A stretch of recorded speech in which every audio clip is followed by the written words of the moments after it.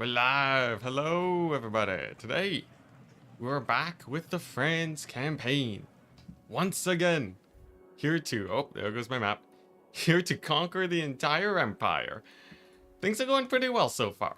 We have a garrison at Altdorf to defend against any incursions that might come our way. I forgot to level up this guy. I believe. There we go. There we go. Actually, let's get these upgrades. Alright, anyways, where was I? Where was I? We early? Are we early? Are we early today? Are we actually early? Or are you talking about yourself? I assume you're talking about yourself. I did set the time properly, right? I didn't totally muck up the time. I think we're good. But yeah. We are gonna... I can't check anymore. Anyways. Anyways. Today we're going to be trying to expand the empire. I'm probably thinking. It said it starts in an hour. Oh, would you look at that? Would you look at that? I totally set the time wrong. Well, that explains a lot of things, doesn't it? Well, that's unfortunate for everyone who thinks it's going to start in an hour. Yeah, we're starting right now. Whoopsies. Oh boy. Well, what can you do? This is just a true test. This is just a true test for all the truly loyal viewers that show up 1 hour early to the stream. Like, you know, Andrew Cadwell and 12-inch. And Tari Tarkleby. Hey, there you go, very familiar faces. But yeah, we're going to be expanding the empire today. Anyone who's new, which is quite rare, but anyone who's new, these are the rules. These are them rules, as per usual. Not too many shenanigans, and as hard as we can possibly get the campaign. Notifications actually work this time. Hey, nice. All the people coming in based off the notifications. Happy to have you here. Alrighty. Now, I did a little bit of bookkeeping today, which I'm quite proud of. If you take a look at this, it turns out the Thane actually didn't have any items except for the Seed of Rebirth. I almost said Sheed. Because I looked at Twitch chat, Sir Pano saying sheesh. Anyways, yeah, the Seed of Rebirth. I guess I might as well just leave the rules because there are quite a bit here. But the no lightning strike is pretty crazy on top of this Total War. Turns out the Thane is actually just insane. He only had the Seed of Rebirth and he was already almost indestructible.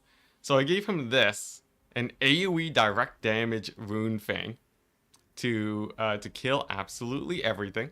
We also gave him the other Trickster Shard for spell resist reduction, perfect for dwellers below, for anyone who comes at us with spell resist. We also gave him some extra melee defense to make him even more indestructible. And you know what? The Forbidden Rod, why not? Just in case we need more Winds of Magic. Doesn't everyone just leave end stream open until morning? Yo. If, man, I'm honestly surprised that we even had any people waiting. 1 hour early. Happy to have you guys here, though. Had cam. But yeah, so we decked out this army. This is basically my Doom stack with the Luminarch. Doom stack plus Luminarch with Handgunner 2.0. Gonna be pretty good. Luminarch probably not gonna be crushing it today, but Franz is gonna be holding the gate at Fort Bergbreeze. And what was I gonna do here? Ah, yes, this army. This army over here, Matthew Smith, Niter the Fourth, is making his way up to the Norskins. We want to give the Norskins a hard time, just so that I want to get to the point where we've harassed them enough, where my armies can just sort of keep them busy. You know, I want one army to be able to pin them down forever. So just opening up my window. Yeah, I want to get to the point where one army keeps them busy. So what I'm thinking is, like, we have Matthew Smith the Third. So many Matthew Smiths. Same time as yesterday was Promising Promise. Yeah, see, I said same time as yesterday, but then I set the stream to 1 hour after. I can't believe I done chat dirty. Anyways, I guess all the early birds get to watch for now. But yeah, we'll have this guy. He's going to go ahead and just sort of take these coastal settlements and just keep the Norskins down. That's the plan. Step to it. And then after that, I'm actually not going to push this way because I don't want to get any closer to help it. And then we'll probably secure the regions over here. Like Krugenheim, like Kemperbad, Wertbad. And that way, I can move this garrison from Altdorf to Wertbad, fight Vlad over there, and then get a new army to secure the Nuln region. So I think like Nuln and Wertbad is a nice sort of 1-2 punch to secure Altdorf. Hey Danielle, happy to have you here. Huntsman General. Alrighty. Anyways, let's get this party started, chat. Let's get this party started. And pretty good so far. Now, the Norskins do be recruiting war mammoths. We have to keep this in mind, people. Norskins will 100% massacre me if I don't bring a strong enough army. So we're sort of keeping a close eye on them. I am just gonna sack that because it gives extra money. We'll slow down the army by a bit, but that's totally fine. And then I think, let's see, is there a lot of movement to do? I have this army technically, but they're not really gonna move out. Not with this Vampire Count's army nearby. I guess we have this army over here. And I guess this one could probably just attack Vlad, right? Is that the thing? We wait 4 turns and then we take the Dark Castle at tier 4. What's the tech for the mammoths? Oh, I don't know. Just auto-resolve them to death. The mammoths are like, I can shoot them with the pistoliers a bit, kill them with the outriders, but the goal is to have like overwhelmingly strong armies to kill the Norskins. I don't really want to be fighting mammoths 24/7. I still can't believe Grombrindle sent an army across. It's actually fairly common in this challenge campaign. Grombrindle often brings armies all the way from the west. Hey, 12-inch fly with the 10 euros. Wanted to show my support. I really like the content and positivity. Sorry for using ad block. Honestly, 10 euros is more than enough to cover a lifetime's ad block, man. More than enough, good sir. I appreciate it very much. Like, it actually does help a lot. Thank you, thank you. Much more than viewing ads. Do love me some underdog action. At this point, are we even still the underdog? One must wonder. Alright, so here's the plan. Skaven tend to be pretty passive for some reason. For whatever reason, Skaven don't really go past the Ostland region. They do obviously have settlements here, but I haven't seen a single one of their armies. So I'm thinking, instead of Matthew just chilling here all the time, if he attacks Wertbad, frees up this army goes down here. I have like this army securing this region, this army securing this region, and then France securing here, maybe? Maybe that'll do it? Maybe? I'm not entirely sure though. Summon the Elector Counts. Been watching the last few of my streams in this campaign. Seems quite fun. Oh, I see. I missed the first message, my bad. Also, by the way, 12-inch fly. Let's get you added as one of these units. How about a grenade launcher in the OG Matthew Smith army? There we go. Keep an eye on that unit, man. Keep an eye on that unit. And let me know if you survive until the end of the campaign. Alrighty, so I think that's basically all the movement I have to do. I'm really excited to see how this situation pans out, though. Also, losing Chase Field over here. Chase Field Inkrin. Hey, we have 2 Chase Fields. Interesting. Anyways, if we can take over this area, I'm just going to wait 4 turns and then secure it. And then we'll use our Ways Watcher, Ways Stalker, to make sure that we don't get ambushed by Vlad. But it seems like he's actually a little bit occupied by something. Maybe the Belagar armies, maybe the Skaven, I'm not entirely sure. Are the Zintlers Reichsguard in France still alive? Yes. You betcha. You betcha they're still alive. Which means that you are alive. Alright, nice. Well, I believe that's all the bookkeeping we need for this turn. Let's go ahead and head to the next one. Oh boy, this is... It's always so scary. It's always so scary passing the end turn and just wondering what's gonna happen. All right, let's see here. Especially when I'm like super worried about missing something. I have to make sure I'm like super on point with everything. But as it stands right now, campaign's going really good.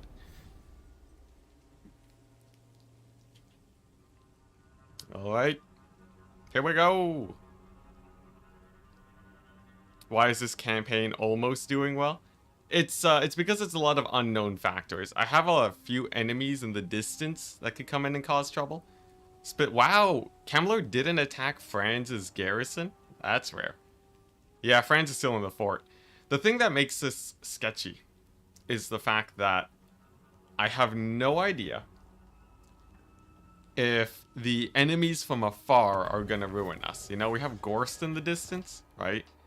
You have Gorst in the distance being one of the strongest factions in the game right now. And then we have Grombrindal. So, the top two factions in the world, with a combined settlement count of 99, are both aggroed onto me right now. Gorst is making his way towards me through the mountains, and Grombrindal has already sailed across with one of his armies. It's a little bit scary. It's just a little bit scary. It's a little bit nerve-wracking. And depending on how hard they come at me, it could go pretty badly if I'm not careful. I gotta say though, this is quite the choke point. What's going on here? We have Grombrindal replenishing over here. Gorst too far to matter yet? Oh, you would think so, but trust me, he really comes in hard. Now, this is an interesting situation. I assume Franz can't just auto-resolve this, right? What the? Hans, how could you? Hans has finally left. He finally left the Helmgart to go for Eilhart. What a guy. Alright, well, I guess we're not defending that, right? Man, with his tier 1 stack, too. Terrifying. Oh my gosh, I told you guys. I told you guys. I warned ya. I warned ya. There you go. This is the Gorst. The Gorst man himself. Yep. Yep, there you go. Now, he's not a major threat. Obviously, as long as he doesn't get a settlement close to me, it'll take him a long time to transfer armies one at a time. But, yeah, no, Gorst is aggroed on us. Is Grombrindal blocking Kemmler? They're actually not at war with each other. Take a look at this. Relations only minus 100. Hate to see it. You didn't cancel at Eilhart? Thank you, thank you. Thank you, Kallax. Yeah, so we'll see if we can, we'll see if Franz can fight this. I'm like positive he can't, but we might as well check, right? In case there's a crazy auto-resolve. Close defeat. Do we just go Chad Franz though? Just Chad mode with Franz again? Is this a situation that we can win? Let's think about this, chat. Let's think about this. We have the dwarves. As long as they don't actually route off the map, maybe it checks out. And then we have, how many Terrorgeists, you know? 2 plus 4 Vargulfs plus 2 Mortis engines. I think the Mortis engines screw us over. Yeah, nah. I'm not gonna tease chat like that. It's fine. We're chilling in the fort. Yeah, not with the dwarves. The dwarves are such a menace. Such a menace. I'd be scared to death. 2 Mortis, yeah. Alright. Anyways, so we have this Vampire Count's army. Yeah, we're just gonna chill there at the Altdorf area. And then this army, we're gonna take the altar. There we go. And then we're gonna go ahead and secure ourselves. Probably Wrecker's Point. Now, here's the thing. Matthew Smith IV has a bit of a task. He could go over here. I'm thinking we just let Matthew Smith take it though. As much as I want to secure the region, it's just gonna be a little bit better if we go ahead and just head on south. That way we can actually, you know, secure Reichland. I think with 2 armies here, our ability to take Reichland is fairly high. I wouldn't say magnificent, but I think we can sort of start pushing back against the AI there. Over here, let's just keep on creeping forwards. It's really weird. I have no idea where Vlad's armies are. He has like 1 army here and none anywhere else. Like 1 here fighting the dwarves, I guess. But he's pretty passive. Finally, I finally have a doom stack for Franz, and then immediately grinds it into pace. We won a valiant defeat. The thing is, the valiant defeat battle, I didn't play it at maximum capacity, but it ended up being very, very close. That victory. So I could see how a close defeat battle would just be the end of us if I took it. We'll be a little bit careful. We'll be a little bit careful. Wow, that's it. That's my turn. Oh my gosh, that was a very nothing turn. Why build trade buildings when you have no trade partners? Which trade buildings? Oh, you mean the, like, resource buildings. It's because they give extra money. And, like, nothing else is gonna give extra cash except for, like, roads. Which will generally make less, I think. I'm pretty sure, right? Anyone know the difference between trade buildings and roads and which one's more efficient? I'm not entirely sure. Anyways, we're gonna put this banner on Franz. Banner of Eternal Flame. Flaming attacks and extra base weapon damage. Just make him even stronger, why don't we? That paired with the Empire Captain will help him a lot. Especially because it is just non-armor piercing damage. But it's also good for, you know, when he's fighting with the Knights.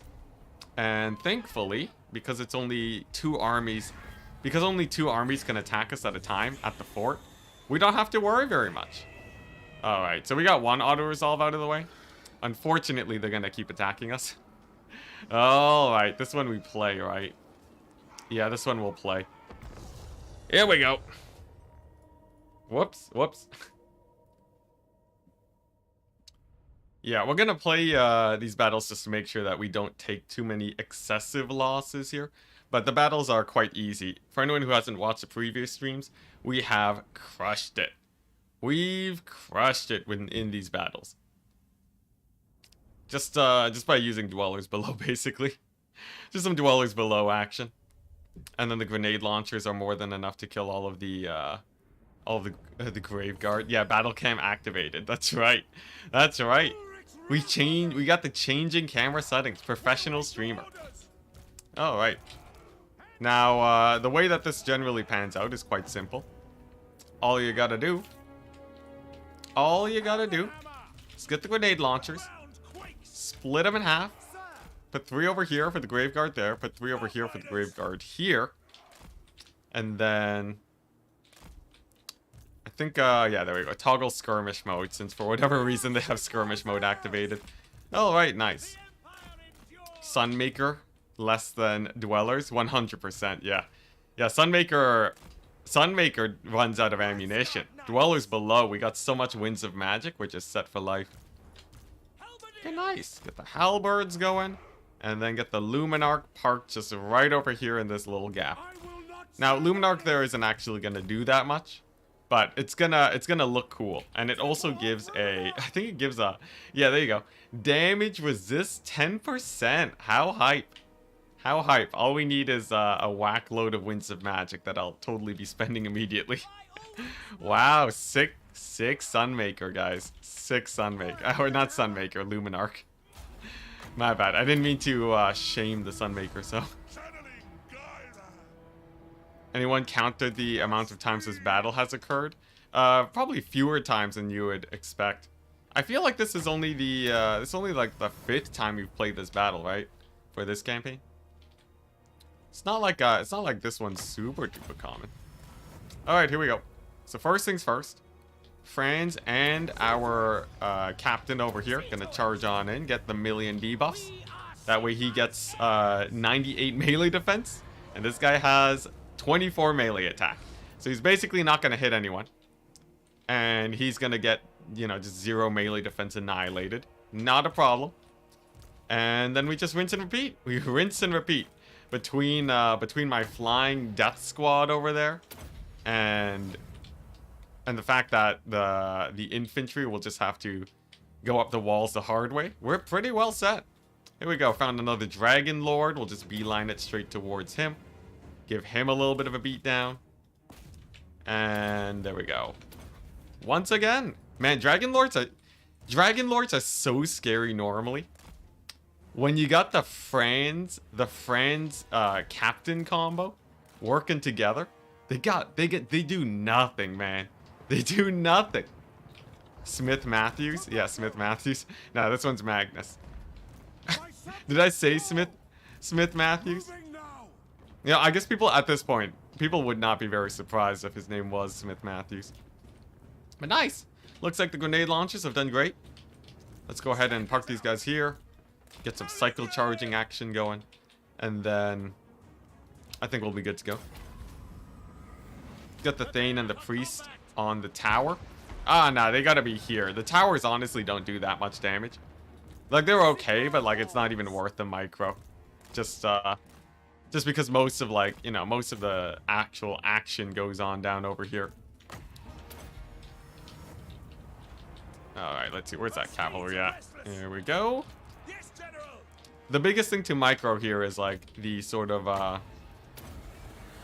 let's to micro the grenade launchers to make sure that they don't get caught up in melee, but that's basically it. Also, look at that. The extra ward save, pretty hype. Here we go. Let's get the AoE Rune Fang from our little dwarf hero over here. This is pretty chill. Still mastering this one battle. Indeed, indeed. This is the income. This is the tax that we have to pay to get our 10,000 gold a turn from France. The punishment is that we have to play this battle, you know, once every 30 minutes. It's totally worth it though. The extra income is so massive.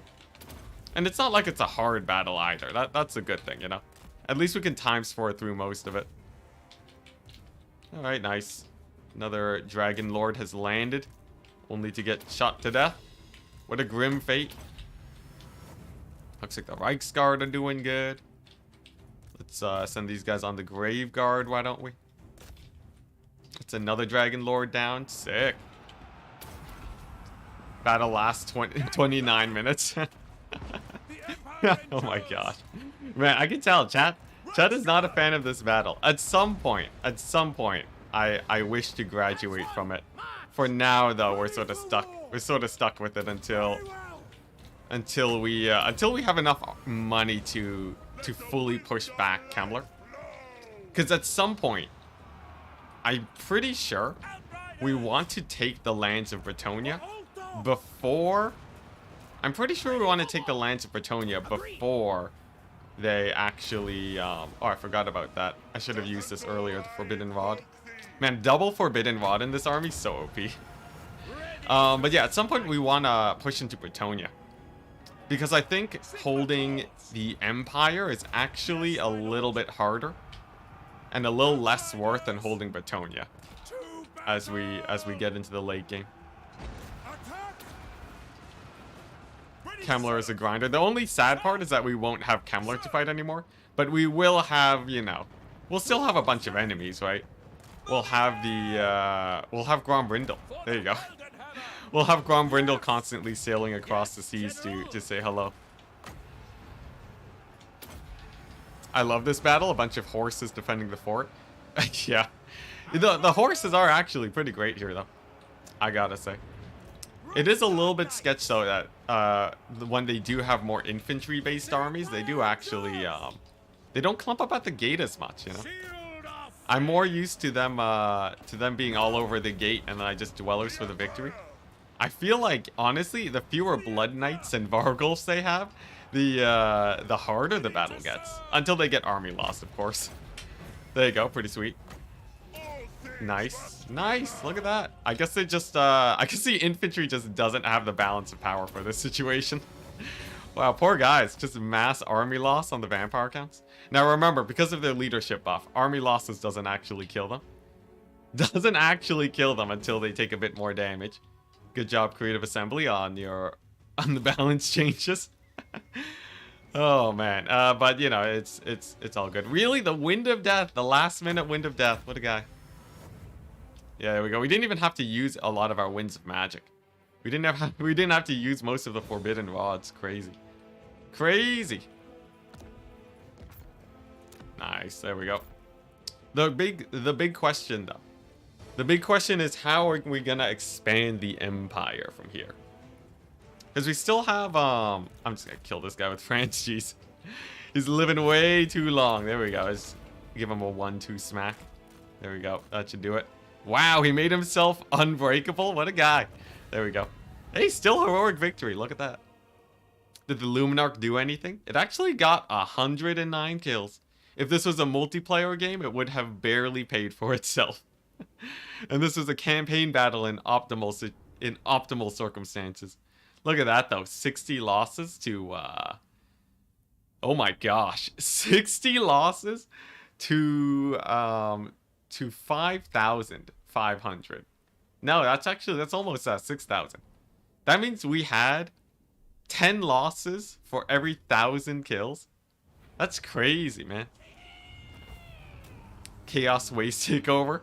Man, the Chaos Waste Takeover is it gives you no money. That's the big problem. Yeah, I don't know what to talk about, Colum. It's like, not... But what a random message. What a random message. I don't know what to make of it. Alright, nice. And then another attack. This one should be even more times 4-able. At some point he stops attacking too, but Franz is gonna... If the vampire counts keep attacking like this, we're basically set. We're making like 20,000 gold a turn.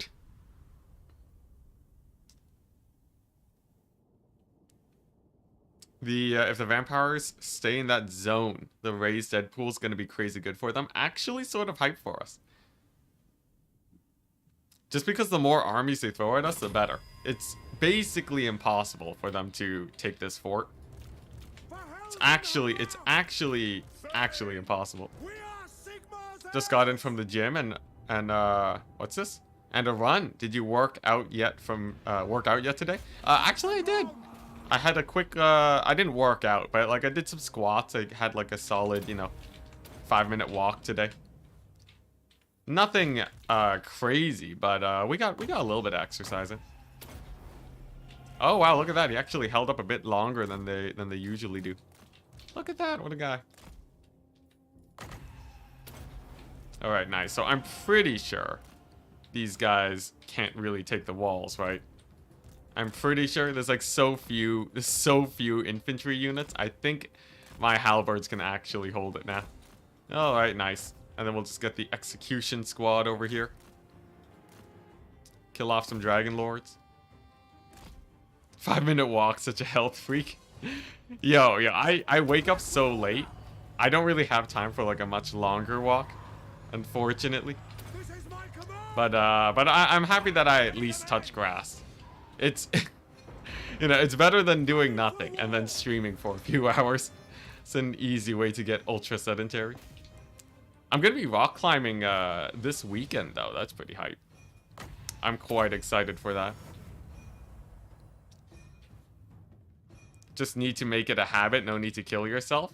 Yeah, that's also a good way to think of it. At some point I want to be, I want to be in a state where I'm like actually going on walks on the reg instead of just being like, forcing myself, or like, going for longer walks on the reg is what I mean.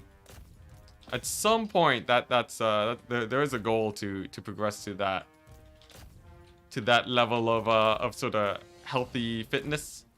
For now though, we're sort of just, mostly just building habits. Yep.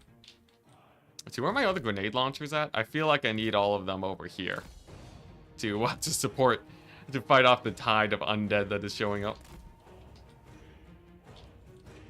If you get a dog, it'll encourage you to go outside. If I get a dog, I will not have the time to take care of it. If I got a dog, that's like... Do you know how much of a commitment that is? Yo, I got a YouTube channel to run. I cannot afford to take care of a dog right now. I'm like barely keeping this channel together. I have to worry about keeping another thing alive. It's like, man, that's like people saying like, man, you really need to work on your responsibility. You should get a child. Why not just give birth? Or why not just like adopt a child, Just so that it's good for the work ethic. It's very good, makes you very responsible. It's great. Oh yeah. I feel we'll baby steps, chat. Baby steps. All right, so these dwellers should kill him here. I'm pretty sure the dwellers kill him. There we go. Yeah, just give birth. Knowing my Twitch chat, Or ignoring my YouTube chat or Twitch chat. That would be what you guys would suggest. Yeah, why don't you just give birth? Come on, it can't be that hard. It's a couple month process. And the fact that you don't have the biology for it. It's all good.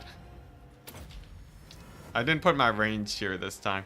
I wish the forts would actually save your deployment. Given how often we're actually playing these fort battles, if it saved the deployment, that would be such a time save. Be massive. I love my dog, but he's kind of a pain in the butt. Honestly, not surprised. They are... Well, it depends on the dog that you get, right? But, like, it's a lot to take care of. At least I would imagine so. I don't think it's like a cakewalk to take care of a dog. Here we go. Another dwellers. Accidentally... Oh, okay. It doesn't hit my guys on the walls. Thank goodness. And there's the army losses. Hype. Nothing like a little ×4 battle action.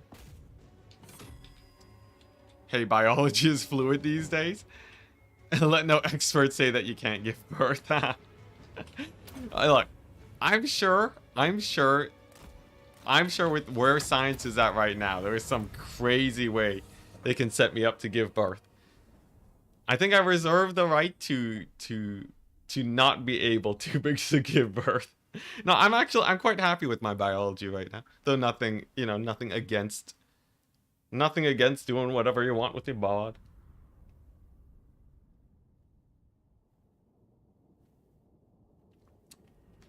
Oh yeah.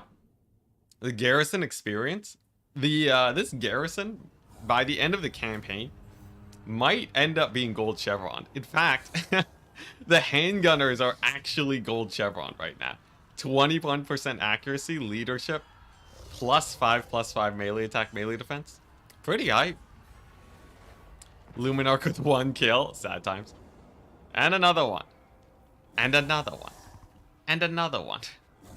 I think this one I can auto-resolve, right? That has to be the last of them. Has to be the last of them? Okay, thank goodness.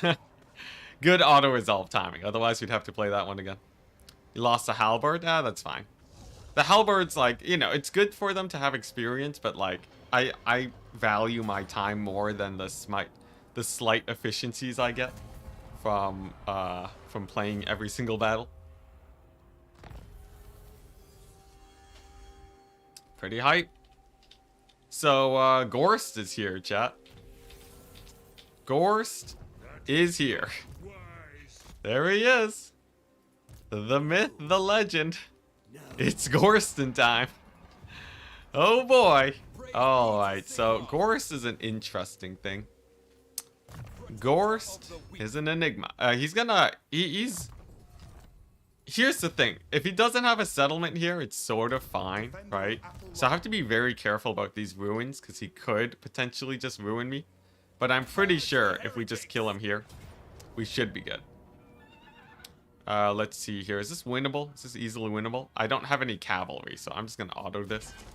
I need to get this army to a state where it has loads of cavalry. Otherwise, we won't really be able to... fight battles manually. It'll basically just be auto-resolve, so... let's start working our way towards that. Casual 8,000 in the bank. Almost 90,000 now. We need it though, as we are burning money like crazy. Here's what I'm thinking, chat. 2 turns, 2 Empire Knights. That's actually not a lot of Empire Knights. If Vlad doesn't show up in a few turns, though, I can afford to. I don't need all these Outrider grenade launchers. I do actually value having a little bit of a... I want to be able to fight. I want to be able to fight properly in a scuffle, in a manual battle. I value my time more than your life. Are you the baddie after all? What's this? I value my time more than your life. Oh, you're talking about me talking to my troops there. Yeah, I know we're the baddies. I think it's quite clear that we are the baddies. Try out the Knights of the Blazing Sun. I would, but they take forever to recruit, right? Yeah, the 4-turn recruitment? Screw that, man. We got a pace to set. Alright, nice. So, This army over here. Grenade launchers. And has he been enjoying these streams? Happy to hear. Thinking about doing a Cathay campaign next. Yo, hype. Which lord should I go with? Honestly, Miao Ying is pretty hype. I like the dynamic that you get. Chilling in the... I like the dynamic you get as Miao Ying. Sort of. I'm just gonna go for Pack Ice Bay. It's a bit weird, but actually Pack Ice Bay isn't assaultable from Wrecker's Point. Because you have to make a landing here to attack it. But Miao Ying, because she's at the walls, I feel like I like that campaign more. You actually, you know, you get to properly like stem the tide of chaos. Unless you want to fight ogres all day. Ogres and fellow Cathayans. I guess a little bit of... The thing is, right? Miao Ying also fights Snickage, so I don't even know. Yo, this is insane though. Are you kidding me? What's going on here? This is such a traffic jam here. We got like the entire tide of undead just sort of chilling. they're just hanging out, and there's yet more. You know what? I think we're not ready to make the grand assault on Kemmler just yet. Something tells me that Kemmler has a little bit too much for me to deal with. But this fort is actually just a godsend. If it wasn't for the fort, we would be dead. So I appreciate it greatly. I think that's sort of the biggest thing here. Even in my test run campaign, I didn't have the fort secured until much later. In this campaign, it is so good. It is so incredibly good, man. Let's see. Let's get another blacksmith. I want Middenheim to be the main recruiting area of the Empire. That's all of Bretonia zombified?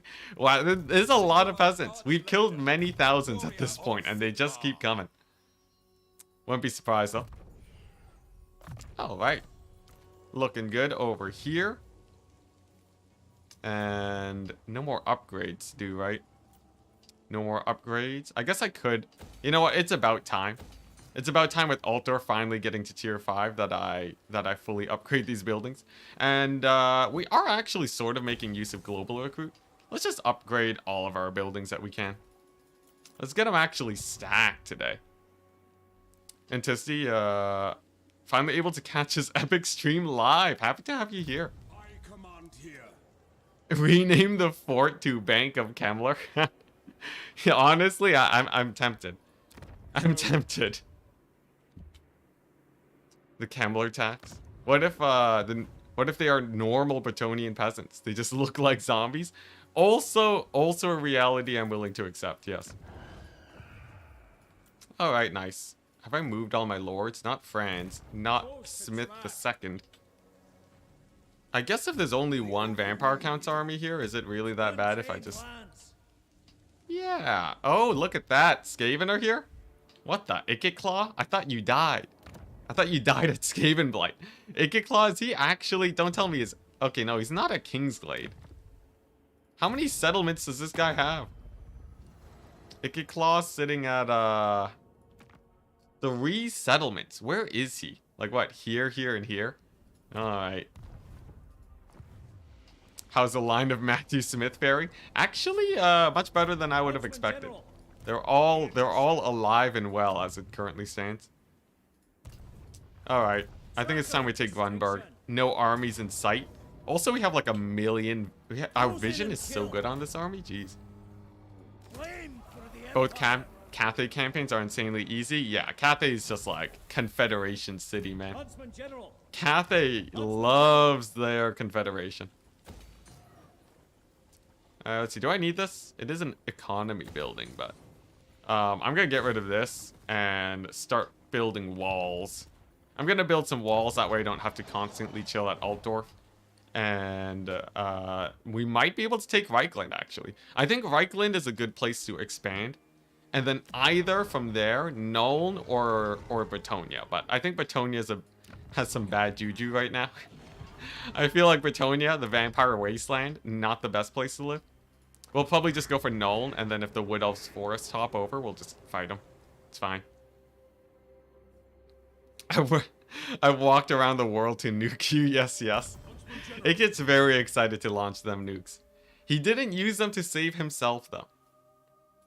I do have to be quite careful when I do fight him, however, as those nukes do be painful. Alright, looking pretty good. We've moved all of our heroes, all the Matthew Smiths. Our buildings are being built. Man, we're like flying through these turns. Katarin campaign's probably the hardest. You know, I was thinking, Katarin, this is Total War, same difficulty modifier, same no lightning strike and such. That would be pretty interesting. I have like I have a few things that I want to try out though. I was actually thinking, guys, chat. I'm getting tempted into the dark side. Oh, they finally took Marienburg. What pieces of crap. They found the way around. How could they? Alright, well, Fran's gonna have to kill them now. That's sort of unfortunate. Is it because Grombrindle sieged me? Ah, great. Well, that ain't good. That's this army. Where did this army come from? Okay, at least it didn't chase. That's illegal. Yeah, I know. Since when does Kemmler know which direction to attack from? Alright, let's take a look. Did they... Oh my gosh. Grombrindle? What a guy. Grombrindle legit sieged the settlement, and that let the vampire counts walk by? How's that even possible? What a ripoff. Okay dokie. Okie dokie. Plan B, chat. Plan B. I probably need to get Matthew Smith IV to help out there, right? If that's what's going down. Total War logic? Yeah. It's weird because usually if you're enemies, right? If you're enemies, then like they would have triggered the battle, right? Isn't that how the forts work? Shouldn't the battle have triggered there because there were multiple armies? And there's a random Ungor. There's a random Ungor army just chilling. Okay, let's just kill him. Yeah, that's going in the book. That's it. That's a shame. At least he didn't settle Marienburg. That's sort of the biggest thing. And we can kill off most of his armies, so it's not the end of the world. It's just a bit annoying. The Ungor Dwarf Alliance. A bit strange. A bit strange indeed. The dwarves are in cahoots with chaos, yeah. Grombrindle, you know, his campaign does start with random Slanesh corruption background, so. This army's not too scary, though. It's just a bunch of Slayers. Reichsguard are actually insane versus Slayers. Just because they don't have armor. So, I'm pretty sure we're good. Plus, we have grenade launchers. We got grenade launchers, chat. These guys are gonna be sick. And then we get these guys. Do a bit of this action. Get a bit of the knights going. And then all of these guys can sort of just chill. I don't plan to do too much with my range units here. It's mostly just gonna be knights being clutch. Alright, let's test out these grenade launchers real quick. They're the Chaos Dwarves. The Chaos Dwarf DLC was, it was Grombrindle this whole time. Yeah, look at that. Grenade launchers for the win. We do have a couple Slayers over here, though. I'm thinking what we do is we just charge them and plow right on through. Shouldn't be too bad. We can also snipe out the hero squad. Pull back our injured outriders real quick before they get deleted. Come on, I want to keep them alive. Here we go. And then just force path our way through. Fortunately, we did lose one of our guys there to these mass quarrelers. Accidentally screwed up there. Tiny bit of a goof. But I think we're okay, especially with that going down. Man, grenade launchers are so crazy good versus dwarves. I will say, though, taking a bit too much damage on my grenade launchers. Jeez, those quarrelers did some work. Yo, Chaos Dwarf DLC is gonna be so hype. I can't believe that the Chaos Dwarves did not come out the same year as Immortal Empire, so that's so strange to me. It's so strange to me that we still do not have them. Alright, let's get some healing action going. The dwarves are actually a little bit harder than I thought they would be. I'm like so used to fighting the vampire counts that tend to crumble pretty quickly. These guys are sort of insane. You guys seeing this? Oh jeez, they're bombing running me. These guys. These guys. Alright, let's just pull this way. It better be hype if they're taking this long to make it. I'm hoping that it's just super crazy hype. That would be the best case scenario. Don't worry about the lag. It happens on this map. Yeah, best case scenario, the DLC is like the most hype thing you've ever seen in your lives. And then you're good. And then, like, you know, it revitalizes all of Warhammer. Everyone has a great time. Wouldn't that be just great? The DLC was just like super insane. What if it was like they released 2 DLCs, right? So like it's like Chaos Dwarves versus Ind, and both of them are like fully completed factions, just like Vampire Coast and Tomb Kings, as if they released at the same time. Now that would be hype. Odds of that happening, slim to none. Slim to none. But a man can dream. Okay, these dwarves are such a pain in the butt, I swear. I swear, they just refuse to die. We're taking much heavier losses than I would have hoped for here. Obviously, we can still kill Kemmler. As long as we have a Jade Wizard and 2 heroes, we can kill Kemmler. It's not that hard to take him out. But it's a little bit sus here. It's a little bit sus. Let's get the grenade launchers up. Bring up the grenade launchers. And then these guys, we'll hit them with the dwellers over there. And then I think that should be the end of them. Chaos Dwarves? Wait, Chaos Dwarves hype? Chaos Dwarves hype? Oh, okay. I thought you were saying... I thought for a second you were just talking about, like, Chaos Dwarves versus Chaos Dwarf DLC. It'd be pretty hilarious. A head-to-head DLC that is the same faction. That would be, you know, if CA really... I could see them actually making that work if they really got the inspiration for it. Like a Skaven versus Skaven DLC. People would get angry though, right? People would totally get angry. Because they would have wanted, like, you know, multiple factions, not just the one. I think it could be hilarious though. You dead? I'm dead. What do you mean you dead? What part of this screams you dead? The part where the enemy's getting absolutely overrun by my knights?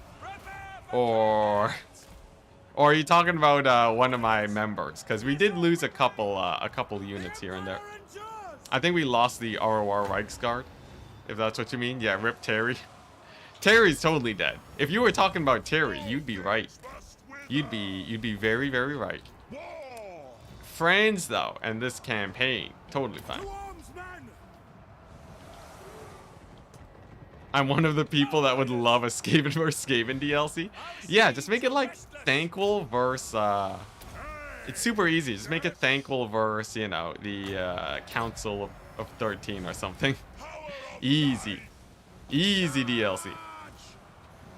Honestly, I would just be happy for content at this point. CA's traumatized me. Any amount of content is a win. Alright, there we go. There's the army losses for the dwarves. It's army loss the beastmen now. I gotta say, dwarves sort of terrifying. I thought the vampire counts were a pain. I like got so comfortable and used to playing against them. Then the dwarves show up, kill one of my Reichsguard. Something that took 4 stacks of vampire counts to actually achieve. Love your streams, man. Hey, thank you. What I'm thinking is that we do have a support army nearby. I have a supporting army that can probably just move in here and resupply France with some fresh units. So it's not actually that bad if we suffer a few losses here. And there's the army losses. Hype. Thankful vs Grombrindle DLC. Thankful vs Grombrindle. So Grombrindle gets his own DLC. That'd be crazy. He'd be the first legendary lord to get a free LC and a DLC. Pretty Chad move. Though for Grombrindle, you know, fitting.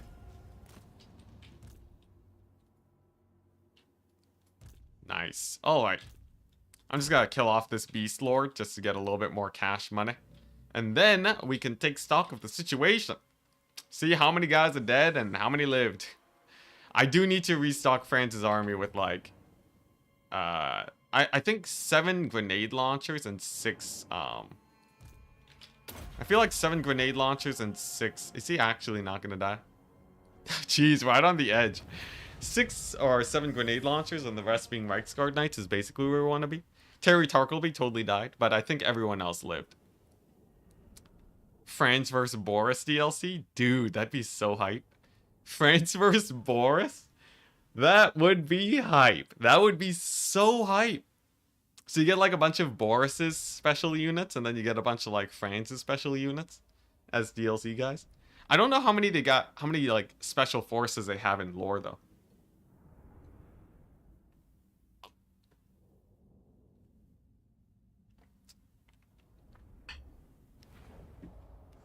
I feel like they don't have many. All right, literally only Terry Tarkleby died. Wow, you survived. You didn't last as long as Lettuce, as it turns out. A bit of a shame. A bit of a shame, to be sure.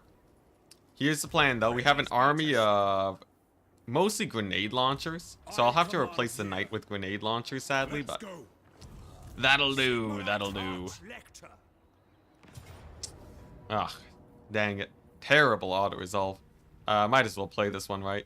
Don't want to lose a bunch of gold chevron Reichsguard. Very, very sad.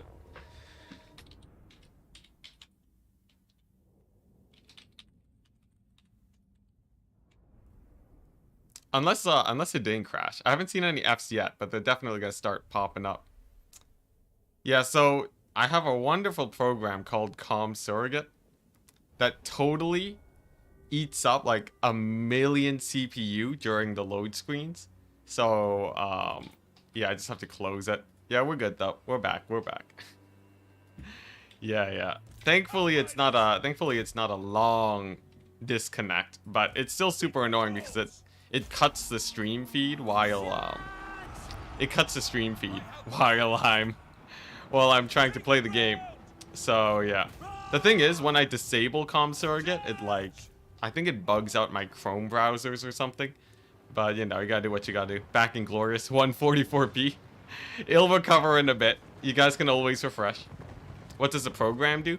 I think it's like it's to prevent crashes, or like it recovers things in case of crashes. Something like that. Yeah, we're good though. People are sort of... Chat's jaded now, man. Chat's so used to like the random loading screen crash. You guys just know what's up. Very few Fs today. Everyone's just like, yeah, it's this again. It's sad. It's sad to have your stream be so well known for crashing that people just stop caring. At least I've disabled it though, so it'll be fine. And look at that, he's just tanking the shots. This guy just tanking 1,000,000 bullets to the face. Finally done the 9,000... What's it? Done with the 9,000 Skavens? For what? Are you playing like some Skaven endgame? Because I haven't fought much Skaven in this campaign yet. We are still fairly free of the Skaven menace. Okay, there we go. Do a little bit of this action. Do a little bit of this action. Get the Franz in there. Massacre me some Dragon Lords. Excuse me. Is Vlad or Isabella better, the better caster of the two? I think Vlad and Isabella are evenly strength casters, I believe. Might be wrong, but I'm pretty sure that's the case. At least, I mean in Warhammer. In Warhammer, not in lore. I would not know anything about the Warhammer lore. I ain't lore master of Sotek, so yeah, that's for you guys to figure out. But for in actual game, they are fairly even. Okay, we're sort of getting like just overwhelmed here mildly by all of these here knights. It's like a lot of knights here. Bunch of black knights. Look at that. I might actually end up losing a couple of these guys. Hopefully not too many, though. Of course, the dwellers below should help a lot. Oh, whoops! Accidentally, almost lost one of my guys over there. One of my grenade launchers. That would have been pretty rough. Actually, you know, the grenade launchers aren't that problematic to lose. It's mostly the Reichsguard that I want to hold on to. And these Var guys, though, so many. His magic costs less? Really? Okay. If you say so, chat. I thought Vlad is stronger than Isabella in lore. Look, I wouldn't know. I wouldn't know. I'm just the player of... I just play Warhammer. I just play Total War games. I'm not a huge lore guy or anything. Man, these guys. Yo, the moment we're not fighting in the middle of a settlement battle, it's like sort of sketch. How do I army loss these guys the fastest? What, dwellers over there? Are we gonna lose the Luminarch? Please tell me we're gonna lose the Luminarch. That'd be sick. That would be sick, not having to worry about that business anymore. It'd be sad that it only lived one turn, though. I feel like that would be a little bit unfortunate. Okay, nice. There we go. And maybe one big heal. There we go. How many rats does it take to change a light bulb? How many? Isabella's chalice makes her stronger overall. The fact that she's mounted too. Mobility is so huge in Warhammer that I would say the fact that she can actually get on a mount, unlike good old Vladdy Daddy, makes her a pretty good choice most of the time, at least in multiplayer. But like, you know, just being able to fly around wherever you need to be, snipe out important targets, pretty important. Man, my warrior priest almost died. Gotta say, these guys are sorta nasty. I'm gonna really need to be able to defend this fort in the upcoming battles. The fact that Grombrindle got that siege off and had forced me to fight the vampire counts out in open field, sorta super impactful, man. Makes me really worried about Grombrindle. If he doesn't end up declaring war on Kemler, it could be pretty bad for us. But yeah, mobility is totally what makes you a better caster in game. I don't know on tabletop though. Tabletop felt so much more close quarters. Was mobility that useful on tabletop? I feel like it wouldn't be, aside from landing charges. Though maybe I'm wrong here. Wow, look at that, we used all of our winds of magic. That's crazy. That's quite rare. Just got here, we stable. We're tipping a little bit. But I'd say we're not in a stable situation. There's a little bit of flux, but we haven't fallen into a bad situation yet. Mobility's insane on tabletop. Alright, I stand corrected. I stand corrected, chat. I never played a lot of tabletop. I played like 3 games of the Dwarf Army, and that's it.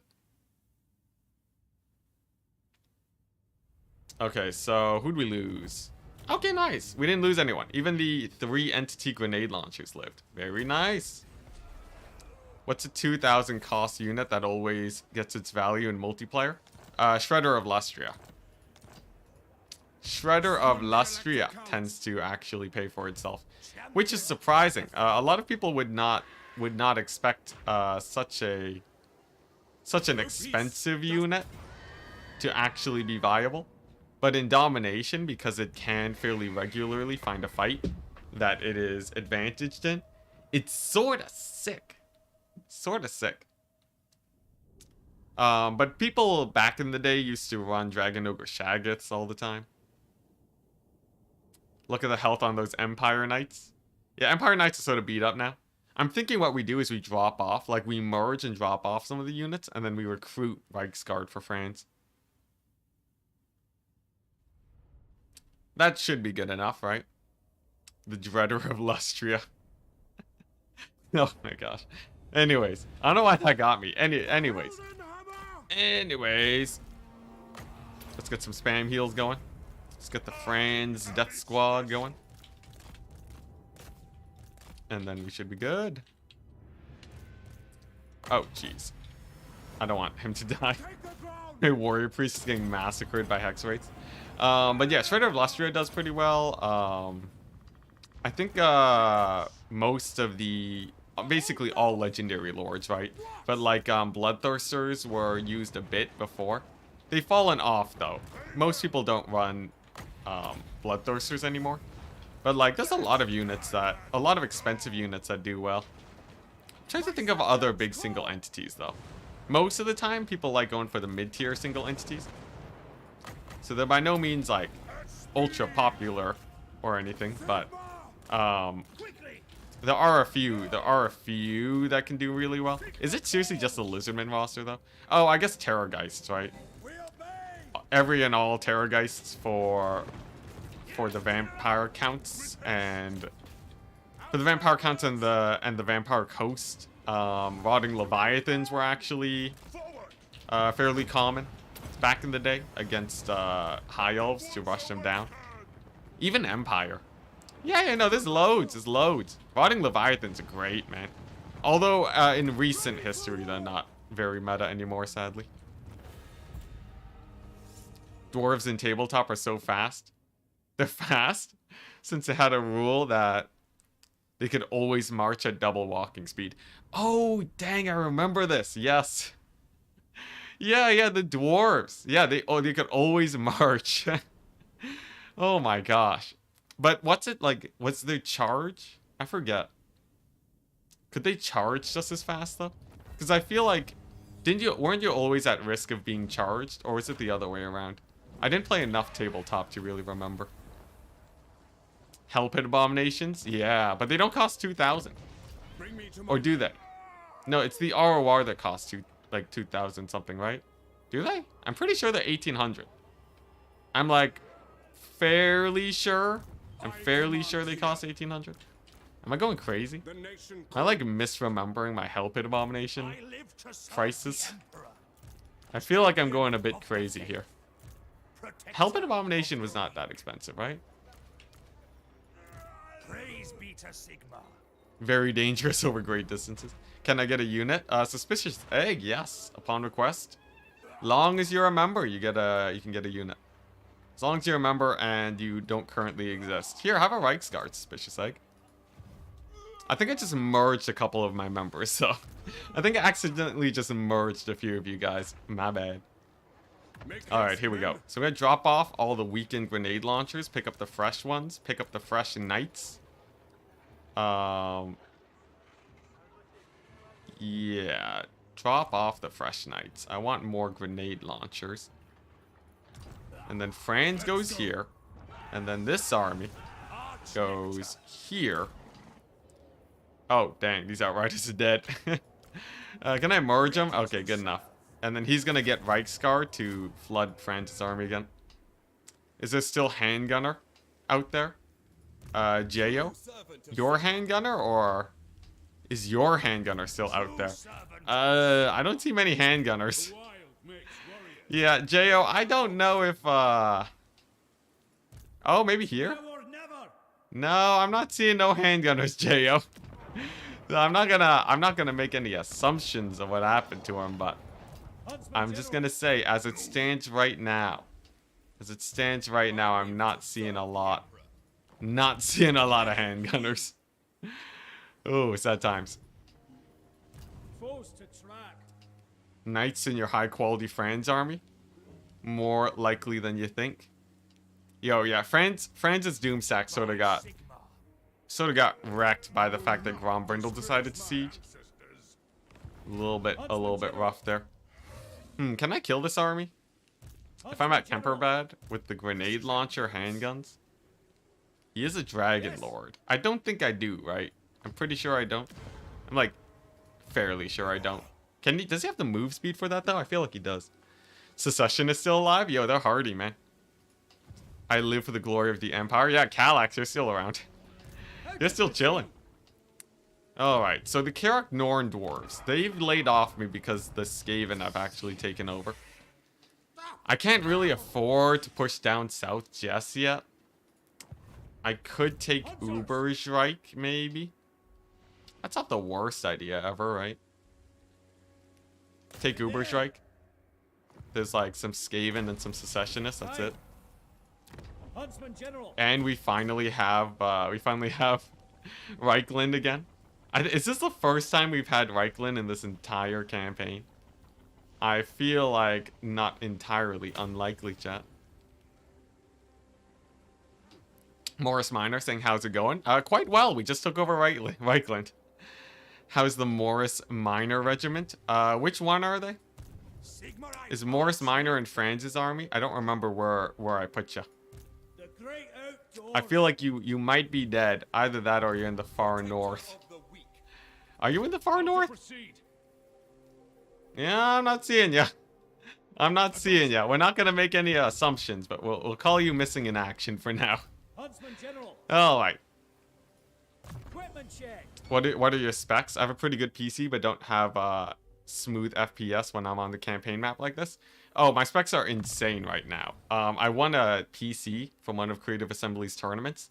So at the moment, we're running a 3080 Ti with a 12,000 something hundred CPU. It's pretty loaded, yes. Yeah, it's look.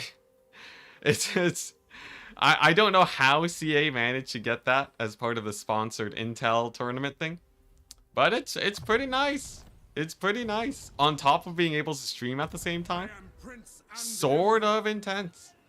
I'm not going to say that is one of the biggest winnings I've ever made in my life, and actually extremely impactful for the stream, but yeah, nah, it's crazy.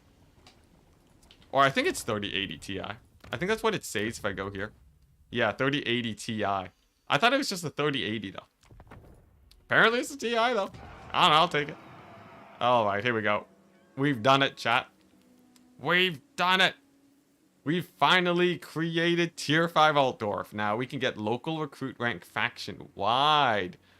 That's actually no, that's Lord recruit rank. That's actually useless, never mind. I thought that was local recruitment. Never mind, that's useless.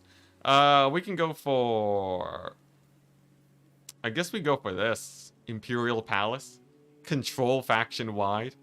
That means that we don't have to deal with rebellions as often anymore. Extra money. That's huge. It's actually massive. It's actually massive. We're good, chat. Honestly, this is going great. Now, I'm spending money like crazy. We've spent 30,000 just on making a lot of these buildings. But it's all going to be worth it in the long run. Actually, the goal right now as it stands is just securing this region and not really expanding more than like Reichland. TI is better than not TI? Yeah, that's basically it. I don't know what TI stands for, but as a rule of thumb, that's what you should follow. What's this Festus army? Just some RORs. Actually, it's mostly RORs and some chaff. Not a problem. Not a problem. Nice. And I don't have any more regions, right? The fight against Vlad for the Empire continues. Altdorf yet? Yo, we haven't Altdorf that many times. I feel like we don't need to rename it just yet. So, TI stands for titanium. Does it actually have more titanium though, or is that just marketing? My gut tells me that that's just marketing speak. Totally insane. I like that answer way better. You get a free Total War game from buying Intel GPUs? Really? That sounds like a deal. Nice. Another battle. Another battle, another valiant defeat. Once again, we find ourselves making bank off of Krell. I mean, Kembler. Same thing, really. Not sure the landmarks pay off in, like, 200 turns, but control is nice. Yeah. 200 turns is fairly good. Landmark actually at 5%. At 5% and the region making 2,000 gold a turn, it pays off in 20 turns, which is actually fairly good. Fairly good. Yeah, because that region actually, Altdorf or Reichland, can end up making a lot of money a turn. So 200 turns is actually very excessive. If you want something that doesn't pay off in 200 turns, look at the ports before they got fixed. Remember when CA had ports in the game and they cost so much and gave you so little money that it actually wasn't worth building them for like the majority of the time? Here's the crazy thing though. This campaign's gonna last so long. It might even be worth considering getting these things for that will pay off in like a few hundred turns. Right? By the end of the campaign, it'll be worth it. Nah. Now, usually it's just way better to hold your money and spend it on other things, but I really want that control. I really, really want that control. Love these live streams. Hey, getting spoiled.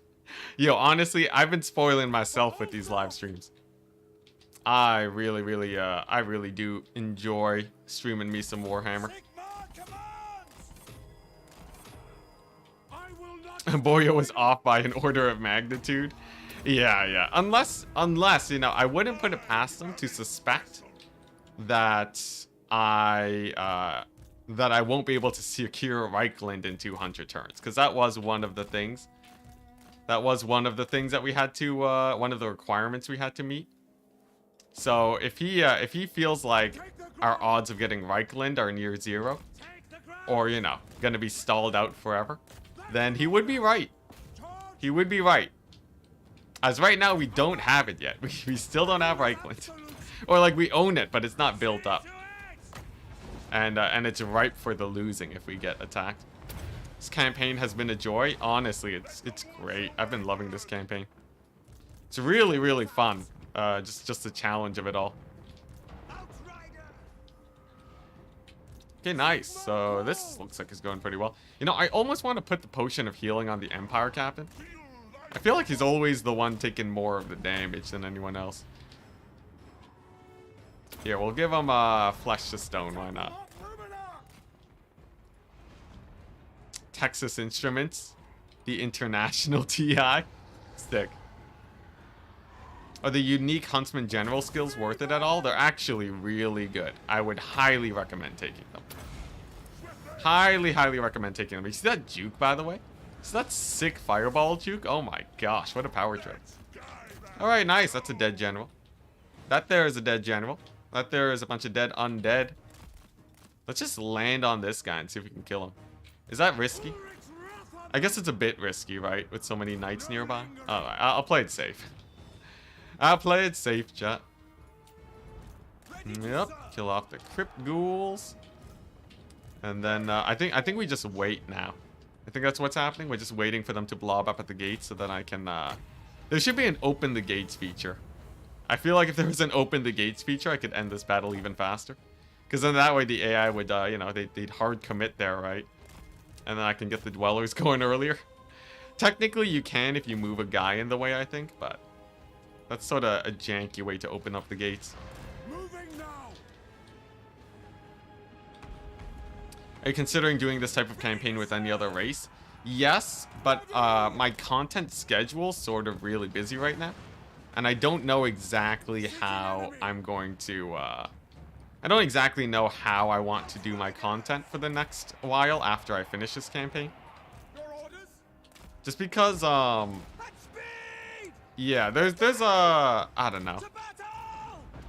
I don't know how I want to do my content right now. Because at the moment, right, so for content-wise, the first thing that I want to test out is figuring out if I can make, I want to make the, I want to make a Warhammer series work out better for video formats. Right now I've been getting, my streams have been doing better than ever, but my videos themselves are getting less views, because obviously I'm just lazily putting up, just stream clips.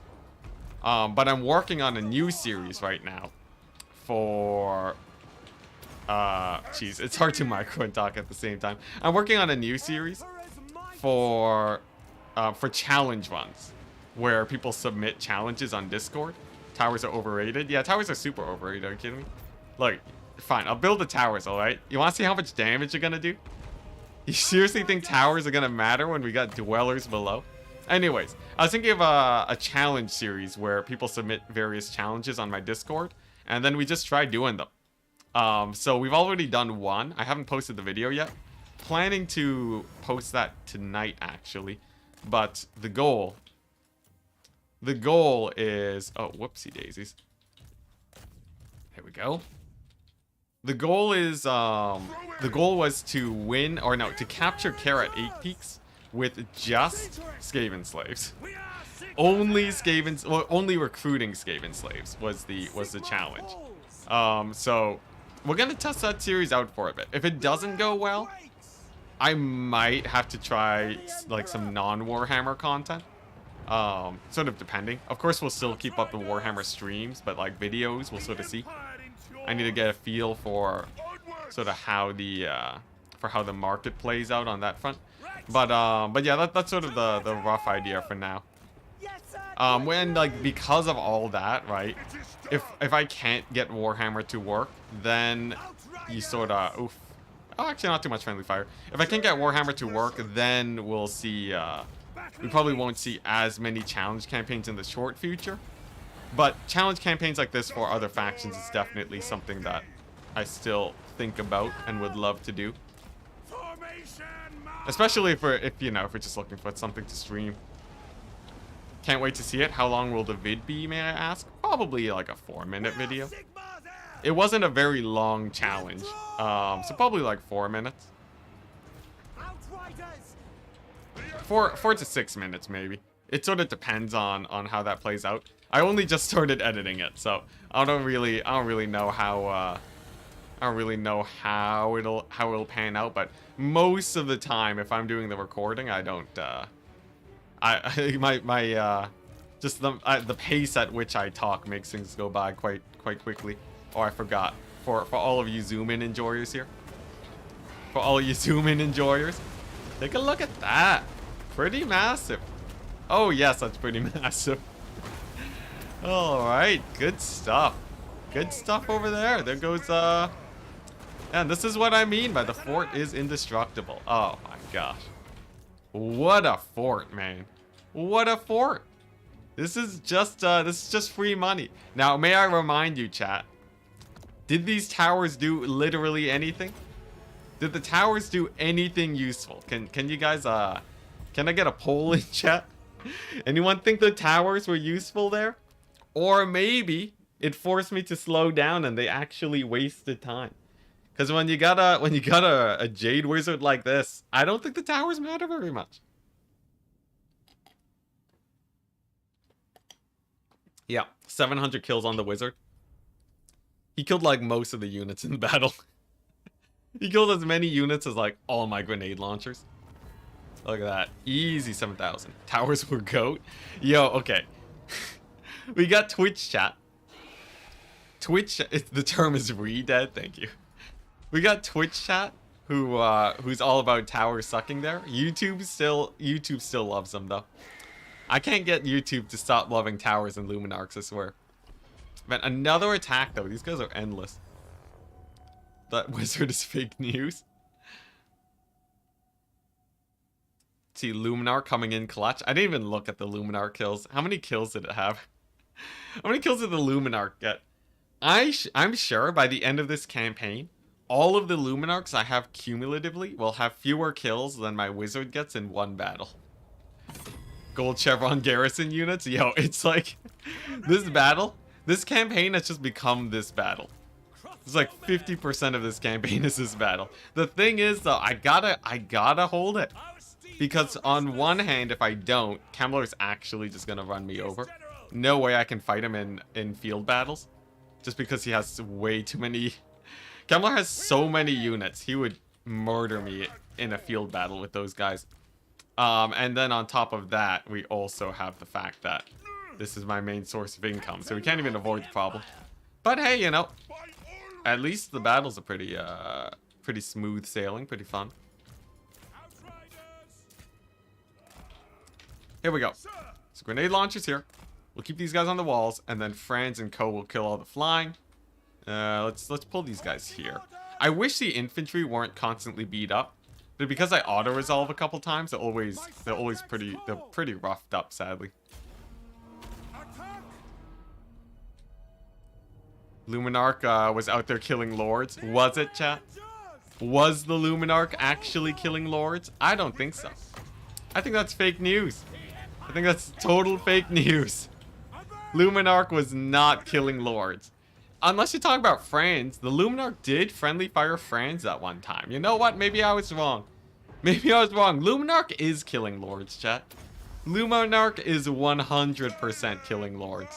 What do you think about that? Because I don't think, you know, we got a clip on it, alright? This is recorded footage. We've seen it. I know I've seen it. Luminarch is negative value most of the time.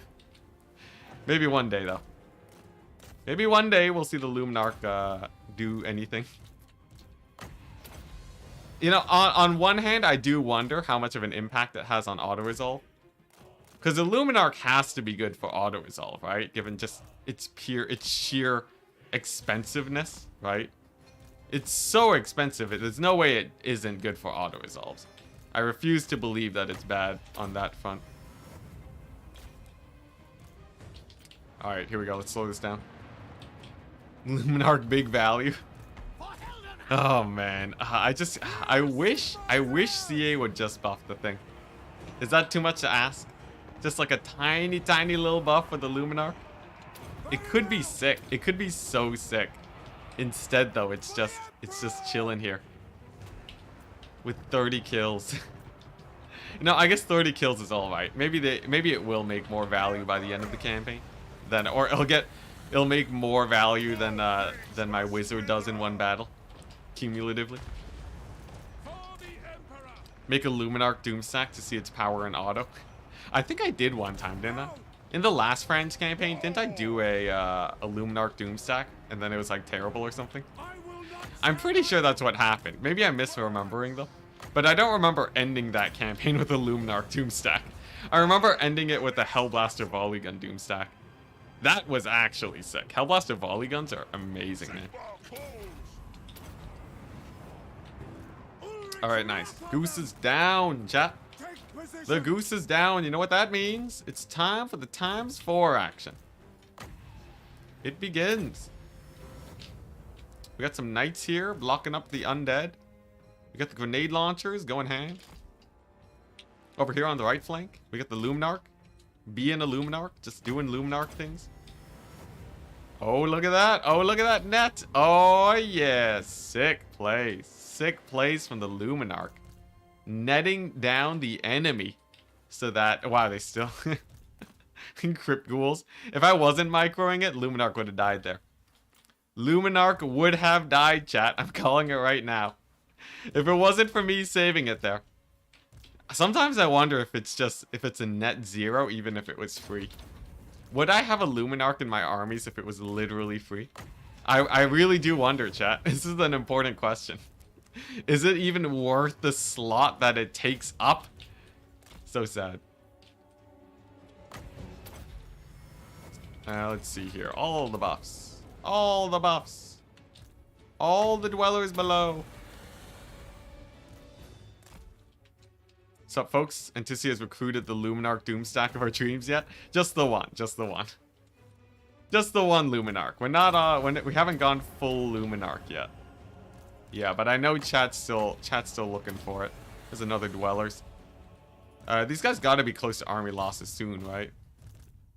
I feel like they gotta be, right? How many more dwellers does a man gotta land to finish these guys off? Come on. Does that work? Alright, let's take quick stock. I'm getting a little bit overwhelmed here. There's a lot going on. Luminarch's alive. Sick. Alright, nice. Nice. Oh, there's the Mortis engine. The Mortis. White Wizard Luminarch Doomstack? Oh, you mean White Wizard? You mean Light Wizard? Light Wizard. It's not just the color of the wizard that makes their name. You can't just call the... Ah, yes, I got my green wizards. I got my red wizards. My orange wizards. Orange wizard, best wizard. Alright, there we go. Pretty good battle, considering there were like 4 stacks we had to fight there. Yeah, white wizard. The black wizard. Racially profiled wizards. Real question, how many vampires have died on this specific gate in this campaign?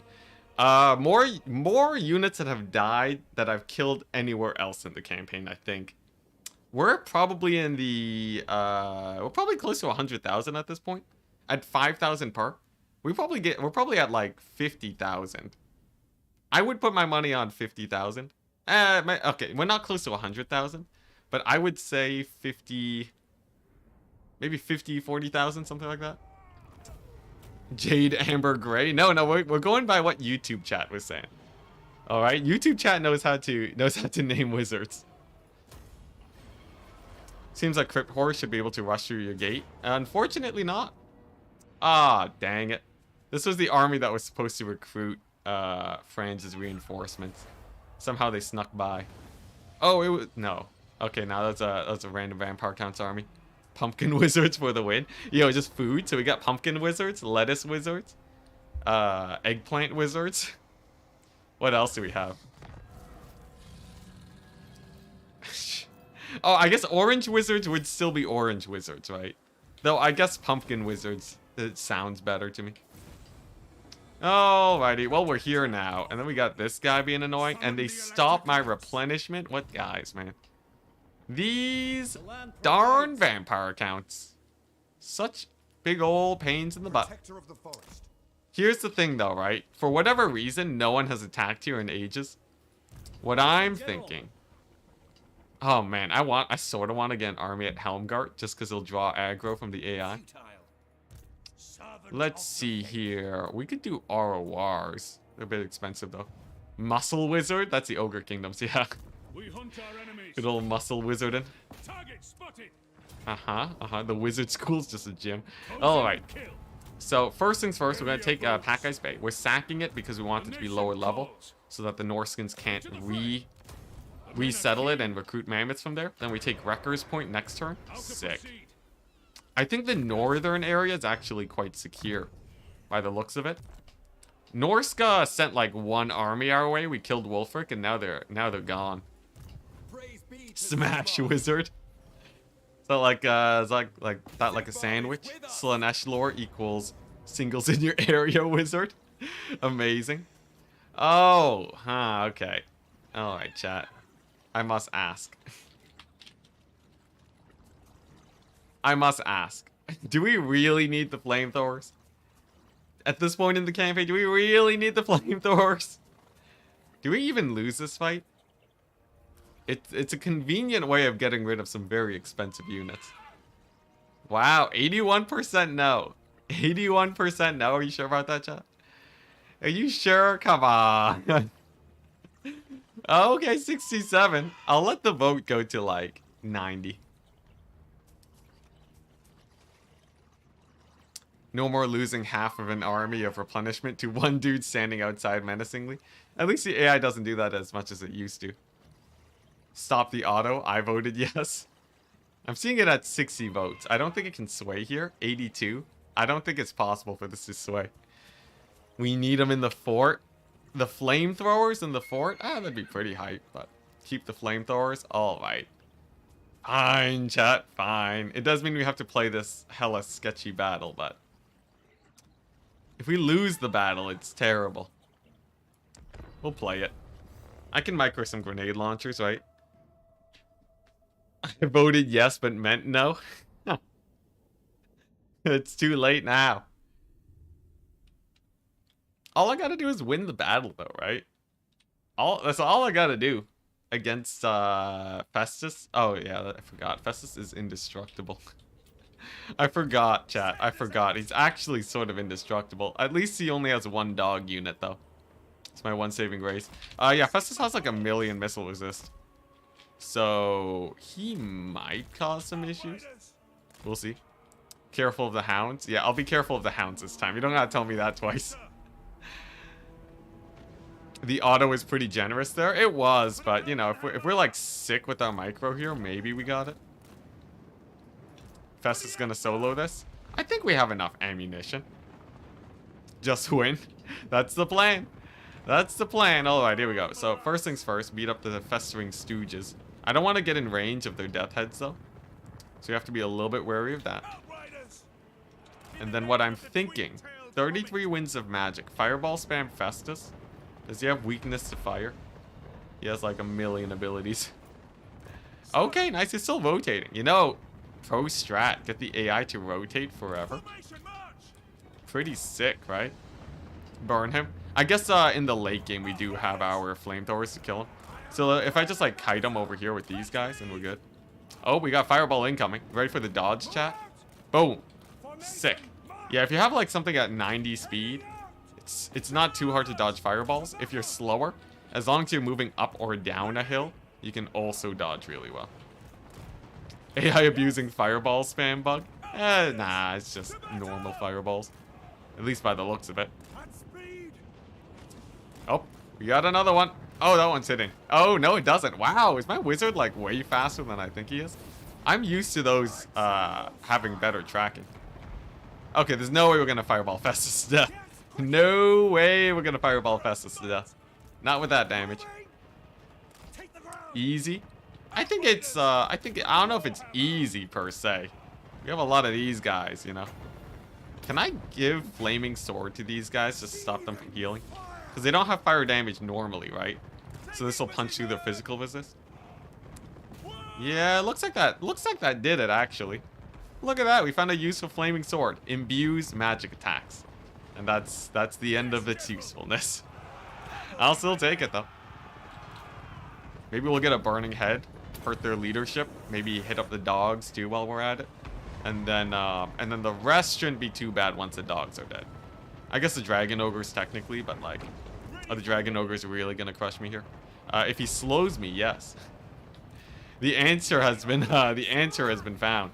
Yeah, that's a bit of a scary slow. I'm not gonna turn because I think it's actually better for me to stand my ground.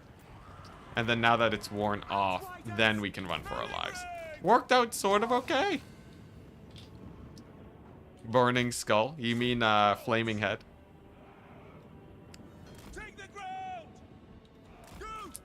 See, Enticity. Is Shield of Thorns ever useful? On peasants, it's okay. It's very okay on peasants. There are some very, very niche specific circumstances where it does better than your normal AoEs in multiplayer specifically. It's other than that though, it's not really gonna. It's not huge. Fart Giant has like 1 million HP and like a endless heal cap. And 1 million leadership. He's a beast.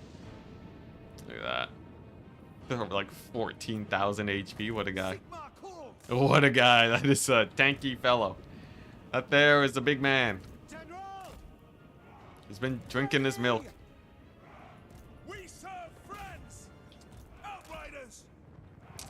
What's this? What's about Scalp? What's this about Scalp? I don't know what's going on in my chat today. Ultimate Confusion? Extremely Hot Gourd? What's going on? What the chat? Alright, anyways. We're gonna continue with the kite here. Pull these guys. Where did I put these guys? Here, okay. Alright, we also ate a fireball to the face, but... Can I use my heroes now to blob up the Dragon Ogres? Because I think if I blob up their cavalry and just focus fire them, I think that does it. I think that'll do it. I have to be very careful about the damage I take from the charge though, but if I can just blob them up a tiny, tiny little bit, then I think we're good. Different names for Burning Head. Flaming, I guess. Flaming Gourd though? Really Gourd? Flaming Head not equal to Burning Skull. Is Burning Skull actually a spell? I wouldn't be surprised. Flaming Face, nice. Melee damage reflection plus 14 plus 28 seems like awful. It's not awful if you're using it against what's it? If you use that spell against the forces of, oh, what was it again? You want to use that against on on peasants against like a charge. That's when it does the most damage. So just because like you see stuff like oh man, I can't think right now. Like what's it? Yeah. If spawn charge you, if you get charged by spawn and then you get like a massive shield of thorns going, you can potentially take spawn down to like half HP. For the winds of magic, that's a very, very good deal. The problem is that it's so rare and it's only one use per battle. It's not great. And Dwellers Below is just a much more consistent version of the same thing. Wow, those guys lived. Look at that. The one entity festering stooges? What Chad?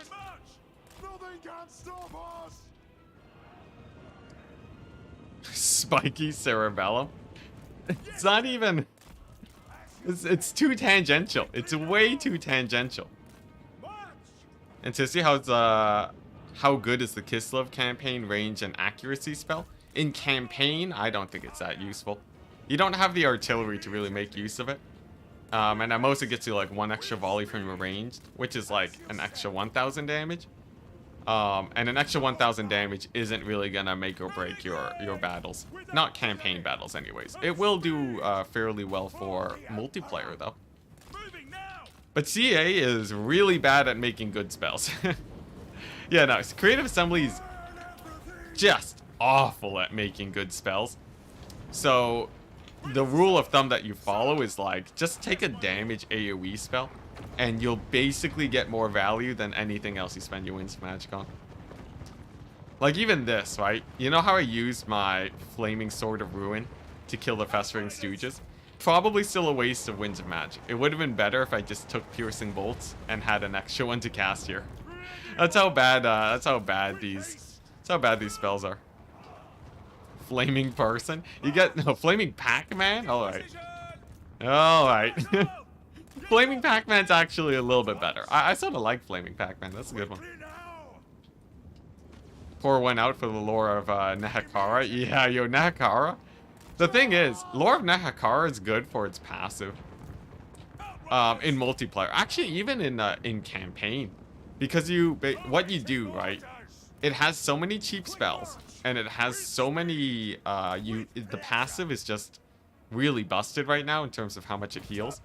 So you just keep spamming out the weak spells as an AoE army-wide heal. And then it's actually pretty hype, because then you're healing your entire army for like 4 winds of magic. Sort of insane when you think of it that way.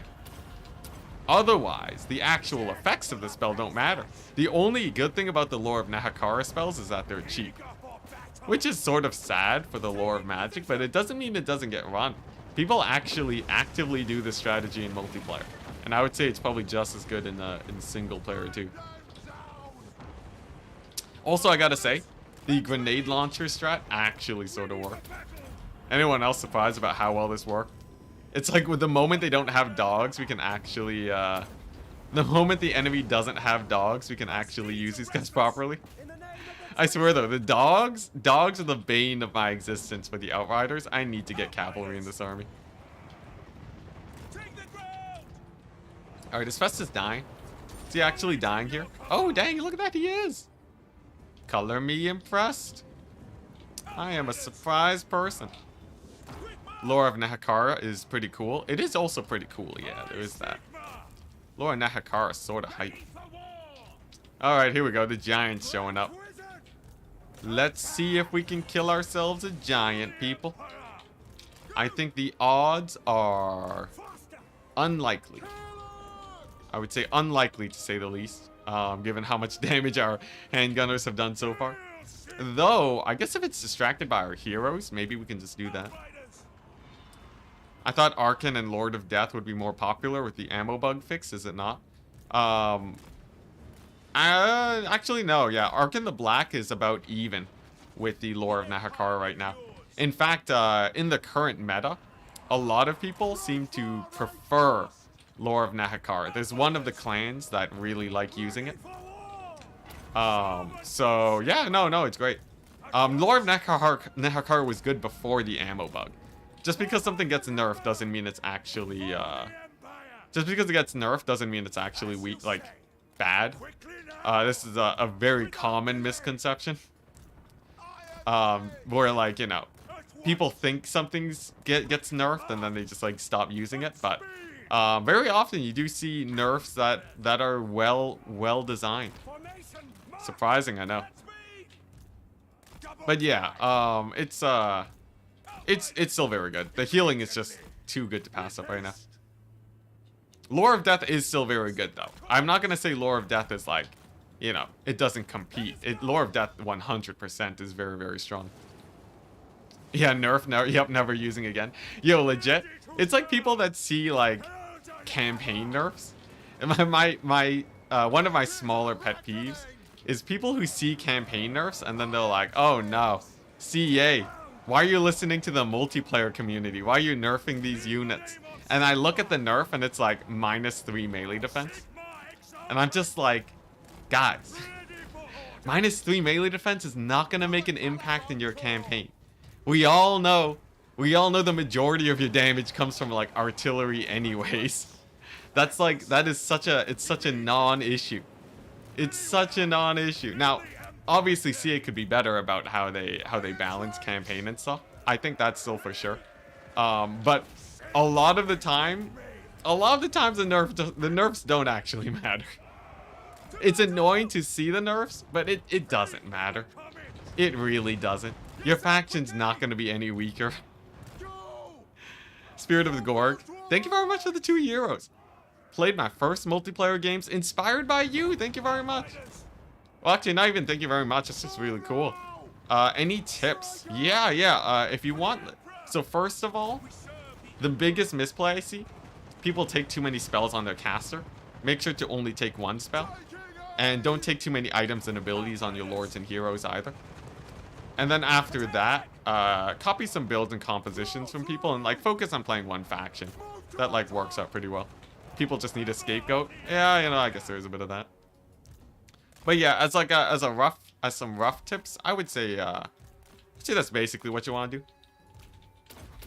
But yeah, if you have a specific faction and you want to know, like, how to, you know, if you just want, like, a rough build for them, like, just send me a DM, honestly. I'm, like, so happy to talk about Warhammer. I do not mind it when people just send me DMs asking about how to do things. But yeah, be very careful about taking too many spells and abilities. Think about it this way. Creative Assembly is not that great at balancing, right? So essentially what you're doing when you're making your builds early on and you don't know what's good, you're avoiding landmines, all right? So if you take a bit of everything, 50% of your army is going to be useless because you're taking just terrible units, right? Also, hey, look at that. We won that battle really decisively. Yeah, the majority of your army is going to be useless if you're not careful about it. So to avoid the landmines, it's better to copy builds and to take as few things as possible. And the things that you know are good, take like 1 million of them. That's my advice. And then once you fully embrace the fact that CA does not have your back in terms of balance, then you'll start doing better. Chat was right. DM me where? On Discord in the link. As someone that actually uses melee infantry in campaign, those nerfs hurt my games. They hurt your games, but they don't have that much of an impact. If they nerfed Reichsguard in multiplayer by 5 melee attack and reduced the charge bonus by 20, you know what that would do to this campaign? Basically nothing. It would actually do basically nothing. If they removed 20 melee attack and 20 charge bonus, that would make this unit so awful in multiplayer. But like honestly, Franz would still be fine. They still have like the crazy buffs that he gives them, right? That's totally great. Franz is in trouble. You'd be surprised how not in trouble he is. Though this is a little bit sus. Oh, okay, it's only 2 armies. Nah, we're fine. Yeah, we're good. They would Gorger the Reichsguard. Yeah. Okay, I guess like some of the massive nerfs, like Gorger nerfs, are pretty intense. But you also have to consider the fact if they're that strong in multiplayer, they're probably also very strong in campaign too. Though that the impact is felt by a lot of people. in the whole though, overall, you don't really gotta worry very much about like most of the changes. Like I think Doom Knights or something. What's it, Doom Knights? There was a unit that got like there's like a lot of units that get very mild nerfs that people care a lot about. If anything, when CA actually does campaign changes, those are massive. You know, CA is like no more free skeletons for vampire counts. Huge change, absolutely huge change. And then it's like, you know, then it's felt. But like, yeah, most of the multiplayer stuff doesn't really matter. Because here's the thing, if you're good enough in campaign, almost everything is viable. The difference in effectiveness is like, maybe like 50% difference between like the strongest units and the weakest units. Unless you count like railway leagues, I guess, but I think both communities agree that's just terrible. But like, yeah, it's just, I don't know. I don't really feel it. I don't really feel like when I play campaign, if CA legit nerfed Reichsguard in multiplayer, I would not be able to notice the difference in campaign. It's funny too. Legit, there's a story in League of Legends. Alright? There's a story in League of Legends where they nerfed a character and their win rate plummeted. Like their win rate dropped by like 5 or 10% or something, I think. I don't know if it was a lot, but it was definitely a noticeable drop in their win rate after the nerf. Which seems obvious until the developers came out and said, oh, we accidentally forgot to not push the update. We just forgot to push the update. So he actually wasn't nerfed. He wasn't nerfed at all. And he was just seeing more losses because it was just all in people's head. Or all in their heads. Yeah. And the fact that something like that can happen sort of tells me that a lot, like, you can definitely have outside factors like affect people's perception of like, your perception of balance might even matter more than the actual balance. Something to think about. Yeah, placebo effect is real. Of course, there's like a lot of very reasonable things that, like, you know, that would, like, you just be like, oh, you know, like maybe all the stronger players stopped playing them because they saw the nerfs and there was only weaker players that played them. Who knows? Or people play differently to play around the fact that there were changes, which makes them sort of play different play styles. Nevertheless, it's still very important to note that indeed, you have bigger things to worry about when it comes to, I think my point still stands in that you really do have bigger things to worry about than these sort of minor tweaks and stuff. Your perception is your reality. Ooh, yeah, there you go. There you go. A little bit of philosophizing here from chat. Practically, though, let's be real here. Practically, philosophy. A lot of the times, philosophy, it goes a little bit too deep into the sauce. And it stops making sense. But anyways, to not overthink it. I don't think the nerfs really matter that much. Just to avoid backlash. What's this? What if they were just trying to cover it up? Yo, that'd be amazing. Right? Because if people didn't notice the first time, maybe they won't notice again. Right? If they're not actually checking the numbers themselves, then you can pretty reliably just assume that you can just lie to them and they won't realize it. Sick plays. Actually value flamethrowers. Oh yeah, no, we got good value flamethrowers. As long as I can keep them safe, we're fine. The deepness of the sauce is based on your perception. Oh, I got chat going down a weird rabbit hole now. We gotta find something else to talk about. Let's see here. Man, I'm like spending my winds of magic so fast. I don't know if that's just because I'm just spamming spells too hard or what, but I feel like I usually have more winds of magic for dwellers. Oh, we got a couple hex rates. Ah, now they're just blobbing up on the hero. Sick. You know, if they just keep this up, then we're set. Yep. I think one more dwellers wins this though. Honestly, the quad hero here, fully decked out with the best items I could find, actually sort of insane. These guys are so insanely strong. The only downside is that France is literally the only army that can do this. Everyone else dies to the vampire count so hard.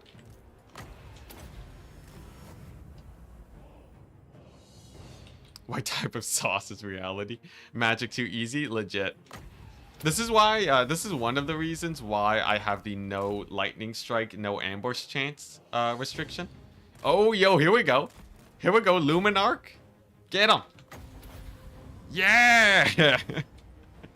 Anyways, this is why I have these restrictions for the no, the no lightning strike. Because if you lightning strike, you reset your winds of magic. And when you reset your winds of magic, you get so much. It's like such a huge advantage resetting your winds of magic and your heroes being able to heal cap again, that I feel like you not using lightning strike balances out these sort of hero stacks a bit.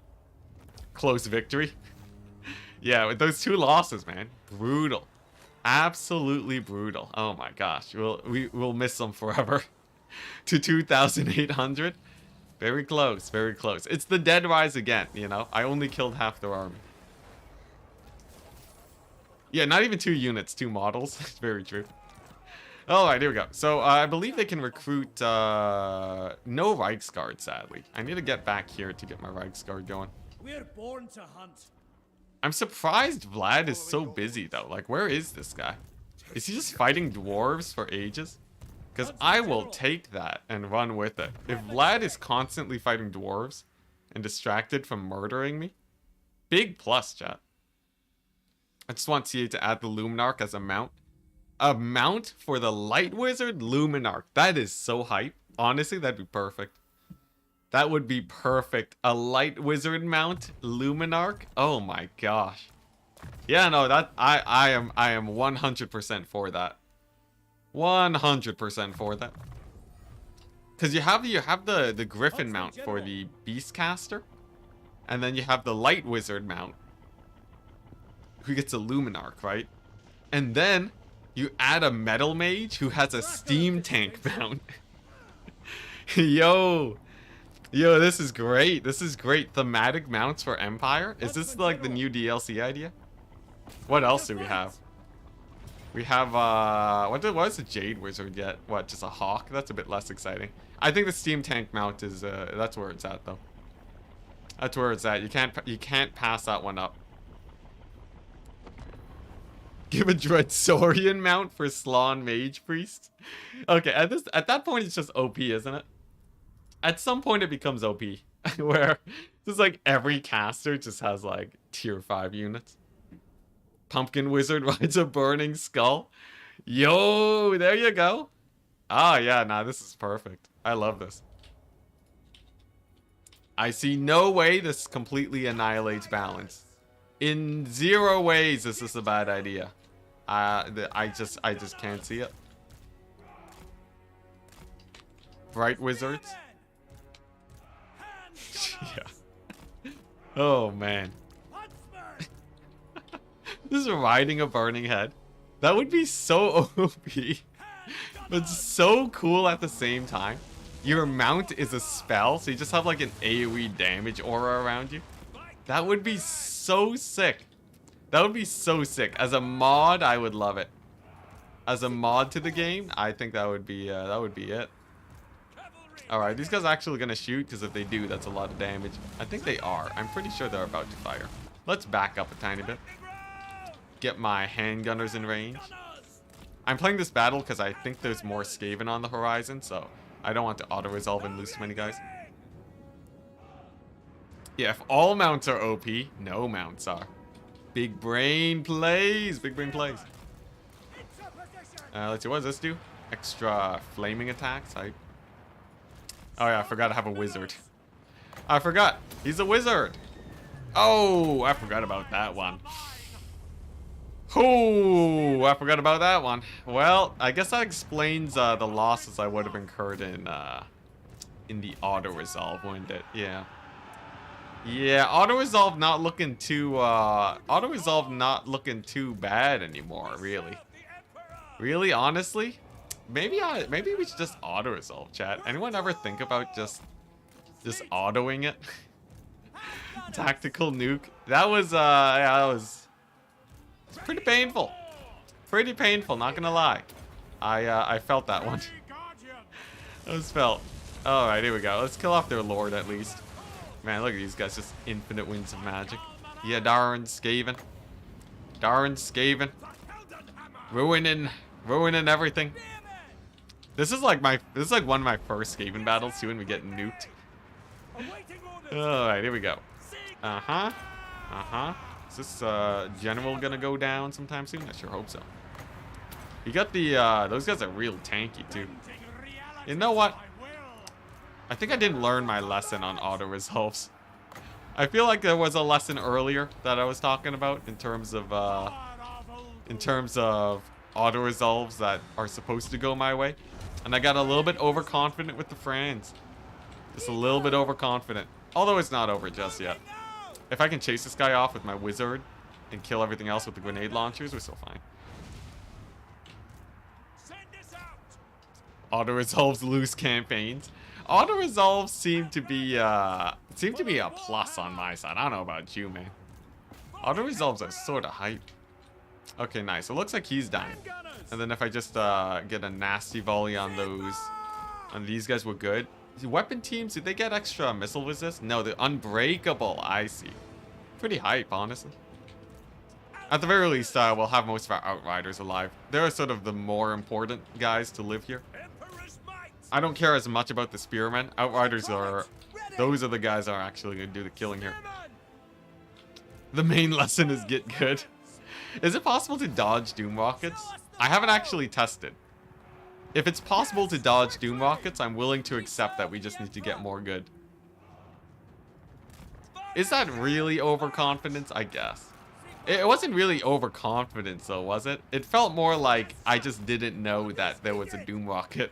Or I forgot about the doom rocket. I don't think that was an overconfidence thing, was it? I guess for not accepting, for assuming that my enemy would do well and or not be that strong and not auto-resolving them. I guess that's overconfidence. We're still gonna kill him though. Don't get me wrong, he's totally dead. Outrider stacks are too good. Is it possible, like, dodging old Pit of Shades? I don't know, because the thing is, CA made all the AoEs bigger in a sense, because the edges of AoEs will do just as much damage as the center. So it's really hard to maneuver out of them. And even stuff like the Doom Rocket is in a similar situation. So I feel like it's probably not possible to dodge the thing. Man, this guy's so fast, I like can't turn my guns fast enough to catch him. Come on. Oh, hey, look at that. Wizard actually chased off their lord. Hype, hype. Nice.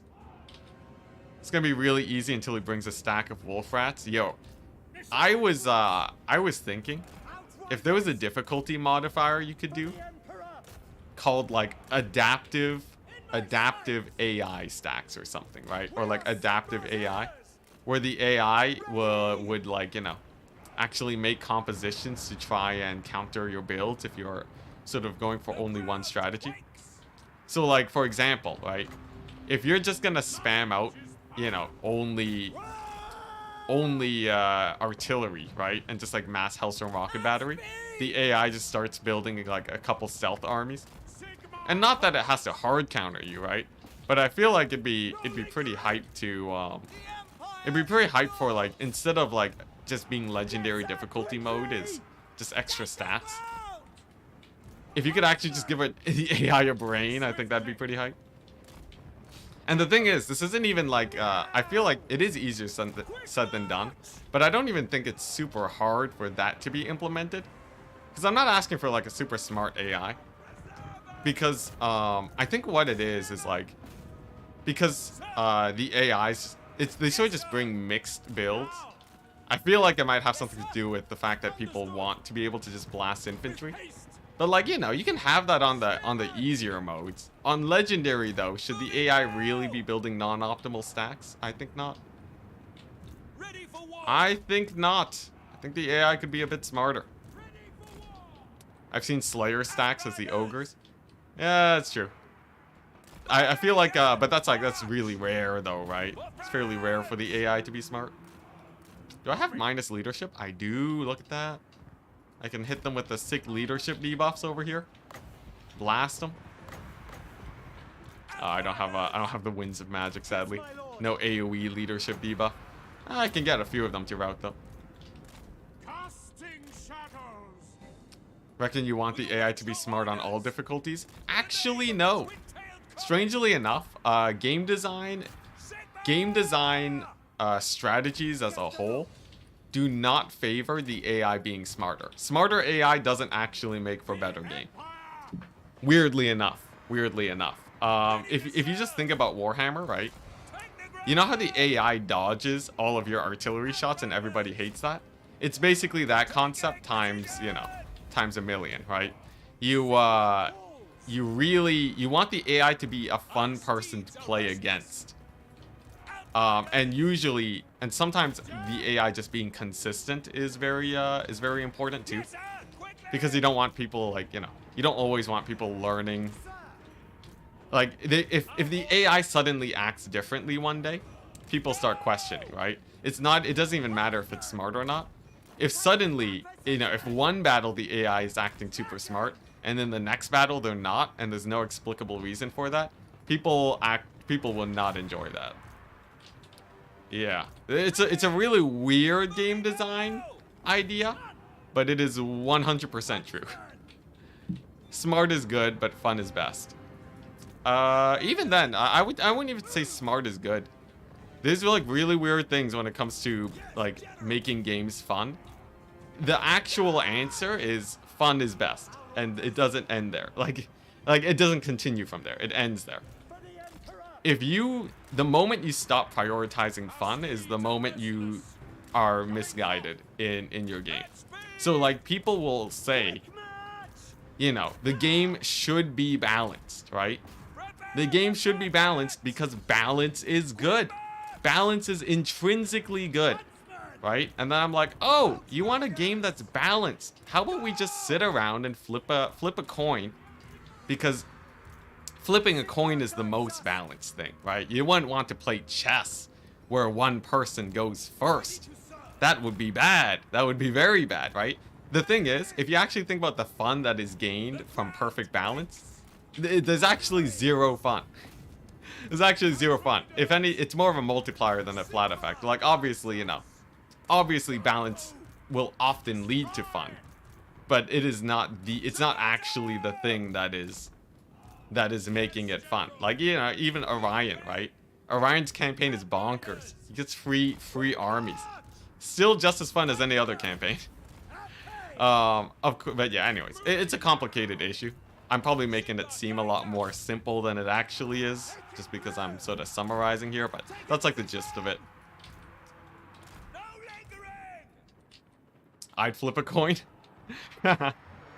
Yeah.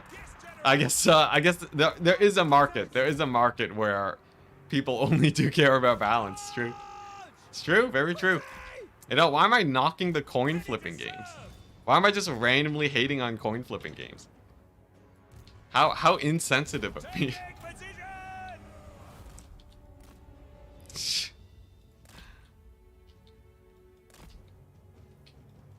I play Warhammer because it isn't balanced. Yeah, especially when it comes to campaigns.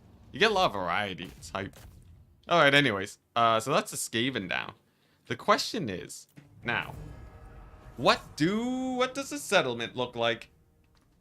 Because I think there was a second army, right? Isn't there like a second army in striking distance of the settlement?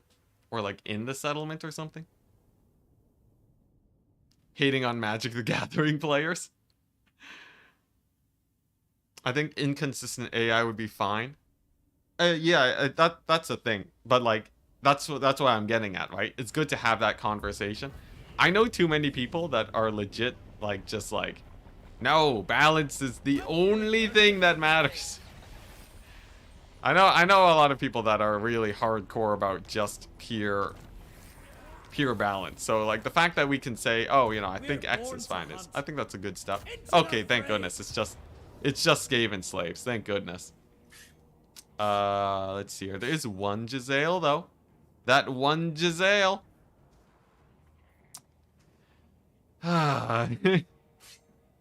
Do I? I really can't be bothered. I really can't be bothered. All right, here we go. Oh wait, I think a lot of these guys were members, right? Oh yep, there you go. See you later, Puggett Nord. Hee hee. Liam Punks, Autumn Chan. And Nathan Nystrom Fox. Rip. Who needs an army anyways? Yeah, who needs an army? It's fine. We can just occupy here. Look at that. Our income situation is insane right now. We can get some spearmen shields. Hype. Look at that. Pretty exciting. Actually, do I want spearmen shields? I think I'd rather keep the the farm. That way I can in the future when I finally take the mountains, I can build up a bit. Also, Orion is... Oh, dang, never mind. Orion's still alive. I thought Orion was dead. Because he doesn't have Kingsglaive, though, he can't recruit high-tier units, right? Do it? That was brutal. You know, it's fine. I'm used to it. I'm used to it at this point. I've had my fair share of annihilating armies with auto-resolve. This one, though, we're not. Because I need France to be at peak condition. Do they have another nuke? The Skaven? Oh, that's true. Yeah. They probably have another nuke. I think that was a good choice then. Do you think this channel will pick up more viewers now that... What's this? Lot W? Oh, Legend of Total War is retiring from streaming. I would say... Probably not. Probably not. I think a lot of his audience is...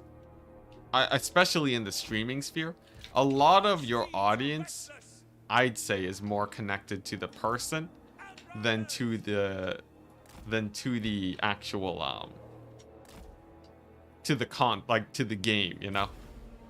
So I think Legend of Total War, if he stops streaming, the viewers from there don't trickle out as much, right? I do have a decent amount of overlap, so like maybe like I'll fill the void for a few people, but like would it like I don't think I'm stealing, like, you know, because the thing is, right, a lot of people actually, here's a good metric. So when Legend stops streaming, when he ends his stream, like, or if I'm streaming on the same day Legend is streaming, at most it's like maybe a 50-person difference. It's like a 50-person difference, right?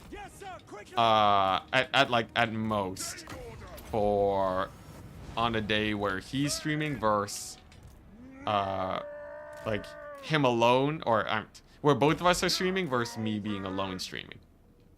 So at most, off of that metric, we would expect me to get an increase of viewers by, you know, maybe like 50, right?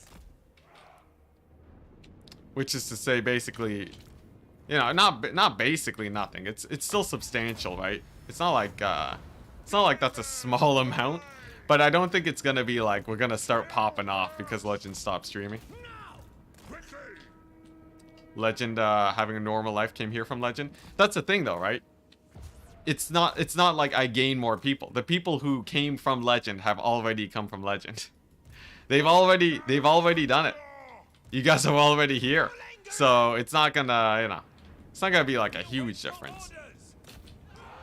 Though that's not a bad thing, you know. Legend doesn't have to stress himself out over streaming like 8 hours a day anymore. Overall, I think it's still a great thing. I don't want to make it seem like it's a bad thing. I just don't think it's gonna be a crazy thing for the channel, is all. But like overall, you know, I'm happy for, you know, whatever decision he decides to make. As someone who has gone very deep into, you know, overworking myself on for YouTube and such, right? I know how much of a pain in the butt it can be sometimes. Or like not even like just a pain in the butt, like how stressful it is putting out content on the reg.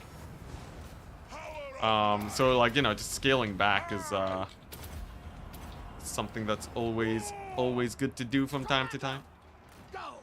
Came here from Turin, but I also watched Legend. Dang. I think it's fairly rare to see people that watch Turin, Legend, and or Turin and Legend, right? I always thought of them as fairly separate communities, but there's got to be a lot of bleed over at this point, especially because a lot of what I do is bridging the gap. So I'm sure like a few people, I've gotten a few messages where people are like, you know, where they come from, where they're starting multiplayer because of my streams and stuff. So there's a little bit of that. But like, yeah, I think the big thing is that Legend, like I already, most of the people already know me, right? So Legend stopping streaming isn't gonna suddenly get more people, because they already know that we're streaming. And also another thing, actually, I guess this is the bigger thing. Competition is actually much less of a problem than you would think. So like, when people like, you know, some people are like, oh, you know, if I'm streaming, right, and another big streamer is also streaming, oh man, that's rough, right? He's gonna be stealing all of my viewers and whatnot. Actually, sort of no. You don't actually, that's not actually how it works. Like, if I stream multiplayer at the same time Turin is streaming multiplayer, I actually don't see that much of a dip in viewership. There is a noticeable dip, but it's a lot less than I would have thought when I first got into the business of YouTubing. It's fairly chill. If anything, oh, whoops, rip suspicious egg. If anything, it's actually a good thing to have content creators making the same type of content as you, because for one, you get to see a lot of like, you know, the different ideas that they do and what they can make work. But also too, if they're growing their communities, there's a good chance that you see spillover from their own growth and then people discovering your community where they started on their channel. So like, if you look at me and Turin, when I first started, I did multiplayer content, and most of my initial viewers were because of Turin. And not even just because he, like, you know, not even because like I just showed up a lot on his channel, but like just because if Turin didn't exist, there would be fewer people in the multiplayer scene. So it's sort of, you know, in that sense, I think Legend streaming less might even have a negative impact on my channel. Though if I had to guess, I'd say it'd be a net neutral. I think some streamers don't raid. I would say like even here's the thing. So if you look at I've looked at my analytics. A lot of people watch my content and Zerkovich's content, or me and they watch me and Tariff, right? A lot of people don't. A lot of people who might have just started watching Warhammer YouTube, that started on Tariff, ended up finding my channel, and had Tariff not existed, I think the community as a whole would be smaller, and then that would cause problems. That's my theory. That's my theory. I think I have decent say in this too. Just because of how much time I spend looking at YouTube and analytics and such. But I'm not 100% sure of this. But I'm pretty sure the competition argument isn't super huge. Or not even like the argument, but like the competition. The problem with I don't see huge problems if there is competition. Anyways, enough of that. Let's go here. I watched Turin and Enticity. Caught Enticity because of Turin. Yeah, although it's sort of a bad example because, like, oh, man, the dead rise again. It's sort of a bad example because Turin and Legend did huge amounts of work sending people my way. But I think for something like, you know, Tariff or Zorkovich, oh, jeez, I spilled water on myself. 1 second, chat. There's only a bit of water, but it's not actually water. It's it's like melon juice. So I gotta wipe it up real real fast before it starts smelling. 1 second. BRB. Actually, let's see. Do I still have this thing? Let's see here. Where is the thing? Where's the text thing? Ah, here we go.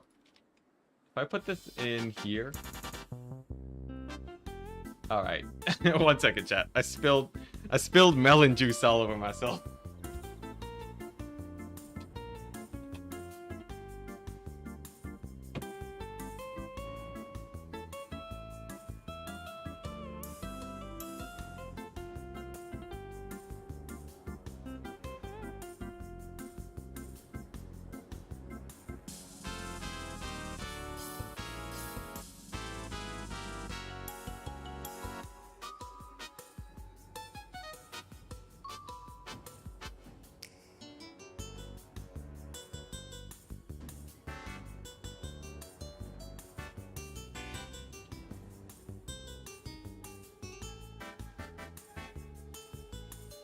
It's a much easier cleanup than I thought it would be. It's actually fairly chill. As it turns out, I actually didn't spill that much. I like looked around, like pretty dry, honestly. He's milking our attention. I don't think that is. I don't think that's what's happening.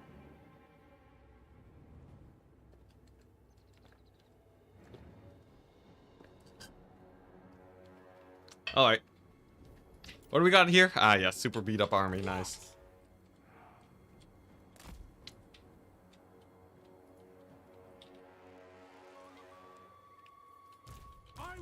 What's this about Zorkovich?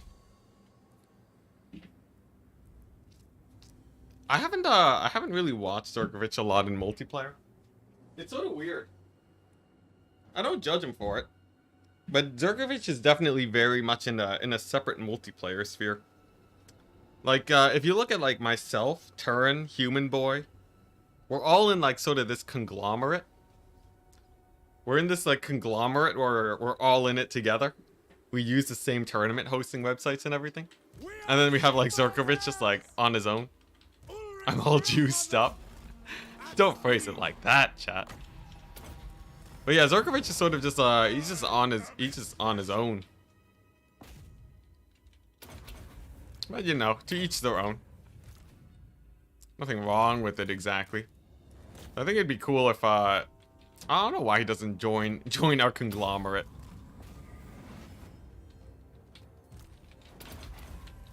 There we go. This should be a pretty easy battle, right?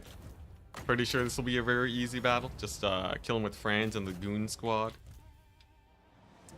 Why do you have a delay on your stream in single player? Enticity, why do you have a delay on your stream in single player? What do you mean? I thought I turned off the stream delay. Advanced. Stream delay's off. It's probably just a connection thing. Are you sure it's set to live? Because right now it is not delayed. It has 0 delay. It's probably just natural YouTube delay. You should make a multiplayer campaign with them? Yeah, maybe. Just make him an offer he can't resist. What is that offer supposed to be? What do I have? What do I have that's interesting for him? Who are you? What do you mean, who are you? What do you mean? What? Who am I? Who am I? I think we need to do a live counting, you in the chat. A live counting? Alright, guys. Get ready, alright?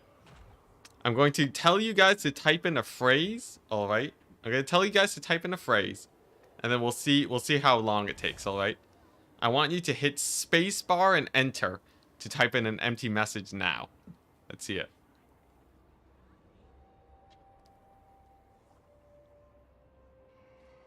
Oh, dang. 8 seconds? 8 seconds. Wow. Wow. That's a bit of a delay, isn't it? Wow. Okay. All right. Good to know. Yeah, we have an 8-second lag. An 8-second lag currently. Look at that. Can't do that on Twitch? Can't do what on Twitch? The delay thing? I guess I didn't check with Twitch. Oh, yeah, my bad. You can't even type the message on Twitch. I'm so sorry. I'm so sorry, Twitch chat, but the YouTube chat system is clearly superior in that it lets you type in empty messages. Yeah, 8 seconds. Wow. That's a spicy meatball. Oh, this guy doesn't have a weapon yet? Look at this. Look at this guy. What a scrub. There we go. Get the good old Sword of Bloodshed on this guy. For such a name, Sword of Bloodshed, actually not that hype. Huntsman General. Here we go, the YouTube chat experience. Yeah, I'm sorry, Twitch chat. I'm sorry. Not superior? Are you sure? Are you sure? Here, if you think the Twitch chat experience is better, why don't you just type in an empty message for me then, Why don't you just leave an empty message in Twitch chat? Here, I'll give you guys all day, all right, to prove me wrong. You know, if you really do, go on, This is your chance. Where is it? Oh, would you look at that? Would you look at that? No messages, or maybe it's just the 8-second delay. Maybe someone figured something out. All right, what are we looking at? There we go, Soulfire.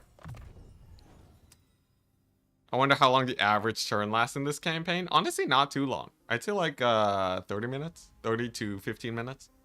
Feels bad, man. Empty message. Hey, there you go. Leaf knows what's up. Look at that. I'll accept that. You win this round. Yeah, it's fine though. Yeah. In the end though, right? Twitch chat respects me more. Twitch chat doesn't look for my blood 24/7. Anyone here been to the YouTube chat? They're like always looking at spamming Luminarchs 24/7. My goodness. My goodness. Well, what am I doing? I'm like trying to figure out what I'm trying to. First of all, we have buildings, right? First things first, we have some buildings to work on. And then second thing is second. I probably want to recruit another army. I don't know where or where I want them though. That's my problem. We need more Luminarchs though. You raise a very valid point. This is exactly what I mean. That's exactly what I mean. I'm on both chats, double the viewer count. Hype. Just use both. You know, if you guys want to if you want to open up all the chats twice in multiple browsers, I will gladly accept it. I don't think that actually does anything though, right? If anything, YouTube might just flag me for botting and then I lose viewers. I think that's a bad idea. Though if you enjoy it, if you genuinely enjoy it, then feel free to. It doesn't affect me that much. All right, so I think we're set here. And I believe I could recruit another army. The problem is if I do, they're actually we're going to go pretty hard into the negative income. Cuz like oh yeah, we have a load of different guys that need to get units right now. I think first things first over here, we'll get some knights though. It's that Rye guy saying, why the constant Total War Empire campaigns? Why not another faction? Because we haven't won it yet. This isn't another Empire campaign. This is the same Empire campaign, my dude, alright? It is the same Empire campaign. Just because it's going long doesn't mean we're doing it over and over again.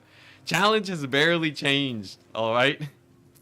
Just, look, this is the time anyways. We're gonna win this one. It's gonna be done in a few streams anyways as soon as we're done killing all of these factions. Sir. Oh, whoops. I forgot to unmute alerts. My bad. Okay, so I think army-wise, this one's recruiting here. This one's recruiting here.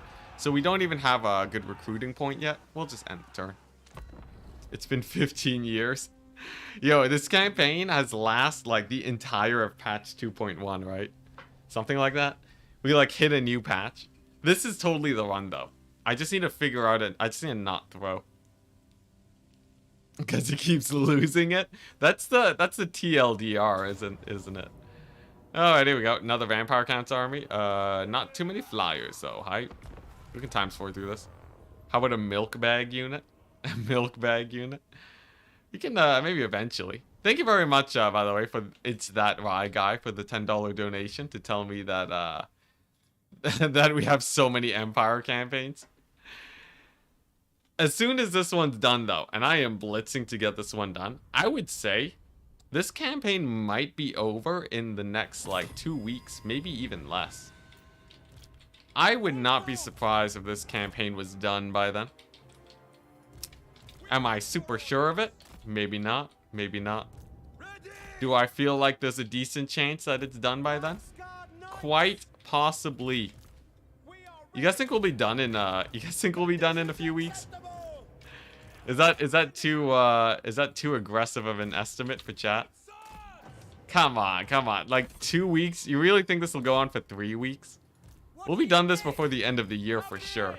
I would say I think our odds of being done by before the next patch hits is fairly.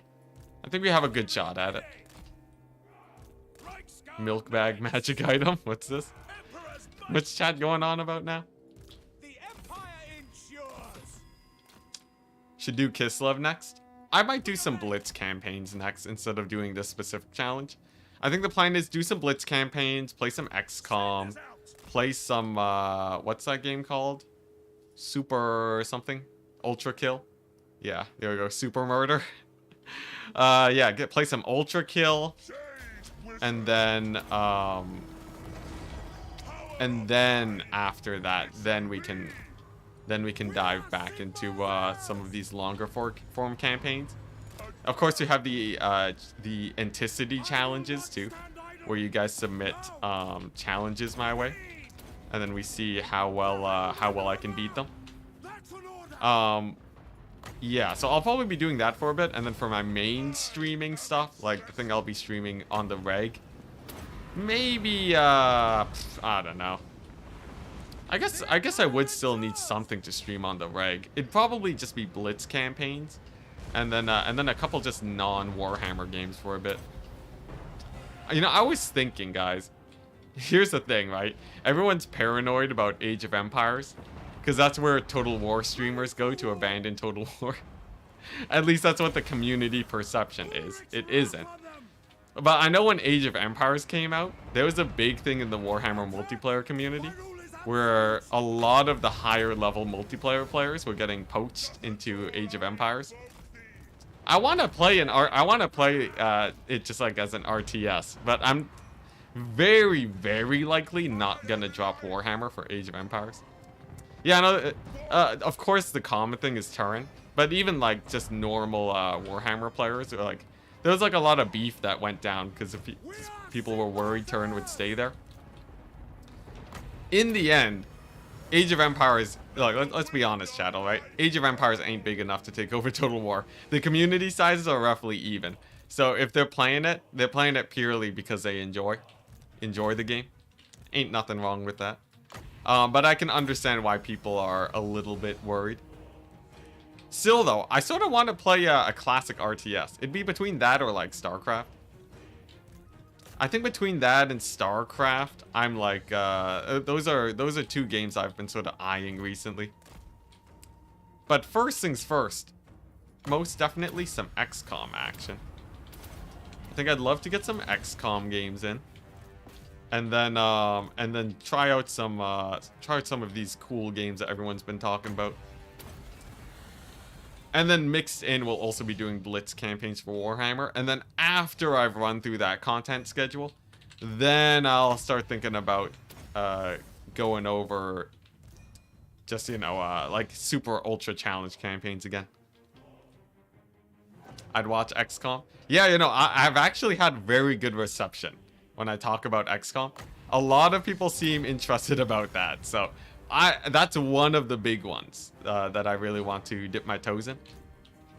Because even, here's the thing, if we're streaming XCOM, even if I get like, you know, even if I get half the viewers that I usually do when I stream Warhammer, that's still quite a bit. Still quite a bit. And if it's fun to play, like, that'd be good to mix in every once in a while. I don't know if I would make XCOM videos though, right? I wouldn't make XCOM videos. There's like nothing really to talk about there, especially as a newer player.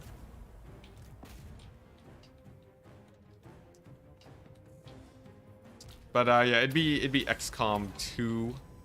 No mods. No mods. Just get the vanilla experience first to start off with. Fun to play too. I've heard XCOM. The thing is, we're gonna be playing on pretty maxed out difficulty XCOM, which people have told me that the RNG will absolutely massacre you, which has gotten me so excited for the game that I've really been itching. Really been itching to play it. Let's see, we're not losing any guys, right? Just a couple garrison folk. There we go. Get the warrior priest in here, increase that melee attack a little bit. Maybe get some sick AoE damage going. Oh dang, they're sort of flooding into the low ground here. Let's pull back, save my grenade launchers real fast. Really a glutton for punishment? 100%, yes. 100%. If you didn't know I was a glutton for punishment by this point, I'd be very surprised. Yeah, 99%. Yo, I should download a mod. Just accept the fact. Download a mod where 99% chance to hit will always miss. I think that'll do it. That'll do it that way, right? That way at least you know. You know, you're putting your fate in your own hands instead of having your hopes and dreams dashed. You know, some would even argue you don't have to download a mod for that to happen. You want to see Matthew Smith rise in the ranks only to be killed by a surprise crit? Oh yeah, most definitely that's gonna happen, isn't it? Let's see here. More physical resist on this guy. He's taking a lot of damage from the geese. Them geese. Poor rookies, just putting them out as meat shields. You know, I haven't actually played that much XCOM, so I don't know what like all the strats are. I think it'll be really fun to sort of explore what's good and figure out some ideas. Take a few tips from chat, but mostly just play as I like the game. Nice. Okay, there we go. That's a decent victory. Few losses here and there, but no problem.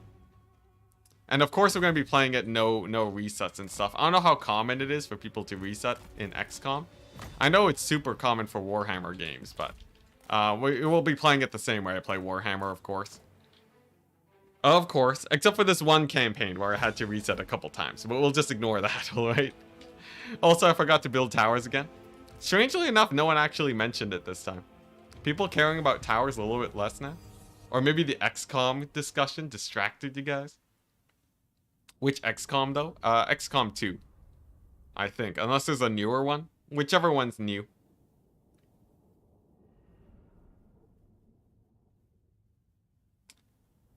In XCOM, 85% chance to hit really means 15% of the time you'll hit. Assassinate in Warhammer. Oh yeah, Warhammer assassinations. Yo, those. Oh man, that's like the most RNG thing in Warhammer. War of the Chosen is the way to go for streaming. XCOM War of the Chosen. XCOM 2 War of the Chosen. Interesting. 9 out of 10 on Steam. Is that like a DLC? Because, of course, we'll be, you know, getting all the DLC going. Now, here's the thing. I could start building up Imperial Authority. You guys think now is the time?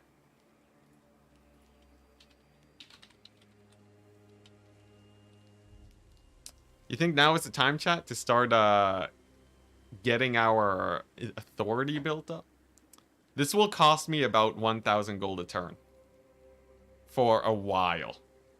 Alright, this is going to be a money deficit for a while, but it seems like everyone's saying yes. War of the Chosen's a DLC. Hype. I'll check it out. Nordland still exists. Nordland still exists? Really? I thought all the electric counts were dead at this point. Alright, everyone wants it though. Alright, here we go. Hey, that's... Yeah, there we go. I was right. 1,000 gold deficit until we can build this up. No, I don't see any electric counts. Like, technically this guy's alive, but that doesn't actually matter very much. Because I believe if I kill him, it doesn't, he only gets revived in full if he takes over a settlement. I think the rebels don't count. I'm pretty sure they don't count. Yeah, they don't count. It's fine. So that's all good. Look at that, we even got Festus on the run. It's more of an expansion pack. Isn't that the same thing as a DLC though? Oh my gosh, these guys. The secessionists are sort of being annoying now. The fact that they're like sallying out, causing all these issues. And then we have this. The weird thing is that Ike Claw's armies are sort of janky. Sort of just jank stacks. People seeing this? It's like half Skaven slaves. What's happening? I have no idea. But it looks like Franz is doing great. We finally got the Reichsguard. Here's the plan. We're gonna drop off the Reichsguard for Franz. Because he makes them hella cheap. And then this army can go over here and defend Eilhart. He said it? What did I say? What did I say? But yeah, I think this is Did I say I think this is fine? The problem is I don't have anything to actually fight them right now. And Grunberg is still building up. Vladdy's over here. Skaven slaves? Oh my gosh, really? Skaven slaves? That's the word that you guys are... Oh my goodness, I should have known. I should have known. Chat's just filthy. Filthy chat. Yo, that Reddit. I swear, that Reddit's gonna start gaining followers because of me. Such a weird thought. I'm just like giving them promotion. Like, I don't have anything against the Reddit. I don't know if that's exactly what I want to be known for, you know? If there ends up being an Enticity post, like a proper Enticity post on r/Skaven slaves, I don't know if I call that a win or not. Hey, Terry Tarkleby, can I get a non-ROR in Carl's army for my poor dead Zintlers? Replacement in Carl's army for my poor dead Zintlers? Yeah, you can. Yeah, you can. I forgot that I have Texas speech. I keep forgetting. Here, have some Reichsguard. Okay, this is what I think we do. Alright, chat. I figured it out. We're gonna go and get the... oh, man. These guys are so expensive, though. Are these guys better? Alright, we're gonna go for the cheap infantry RORs, okay? Cheap infantry RORs, and then, like, a mix of... Jesus, such a rainbow stack. There we go. Hopefully it's just enough to auto-resolve these guys, and I don't have to worry about them. Thank goodness. Oh, perfect. Perfect. Now, this launches me into sus amounts of expenditures. Because now my money situation is it's sort of in the dumps. We are out of money in 10 turns. We're really just relying on France to secure things. But at least we won't be losing settlements. And that's what matters right now. Anticity fan art coming. Incoming. That would be bad. That would be bad. Although, I'm not gonna stop it. You know, if people want to... If anything, it's good promotion. But I'm not gonna commission any fan art, but if it happens, I'm not gonna stop it. Also, Baron Red, enjoy your Reichsguard position. With a sick recommendation. Incoming. Oh, it's happening now? I support your queer armies. Oh, come on. Rainbows, look, just because I call it, rainbows, I guess the association is strong. Like, there's nothing wrong with it, but wasn't there a thing? Like, I think a lot of, wasn't it like Pride?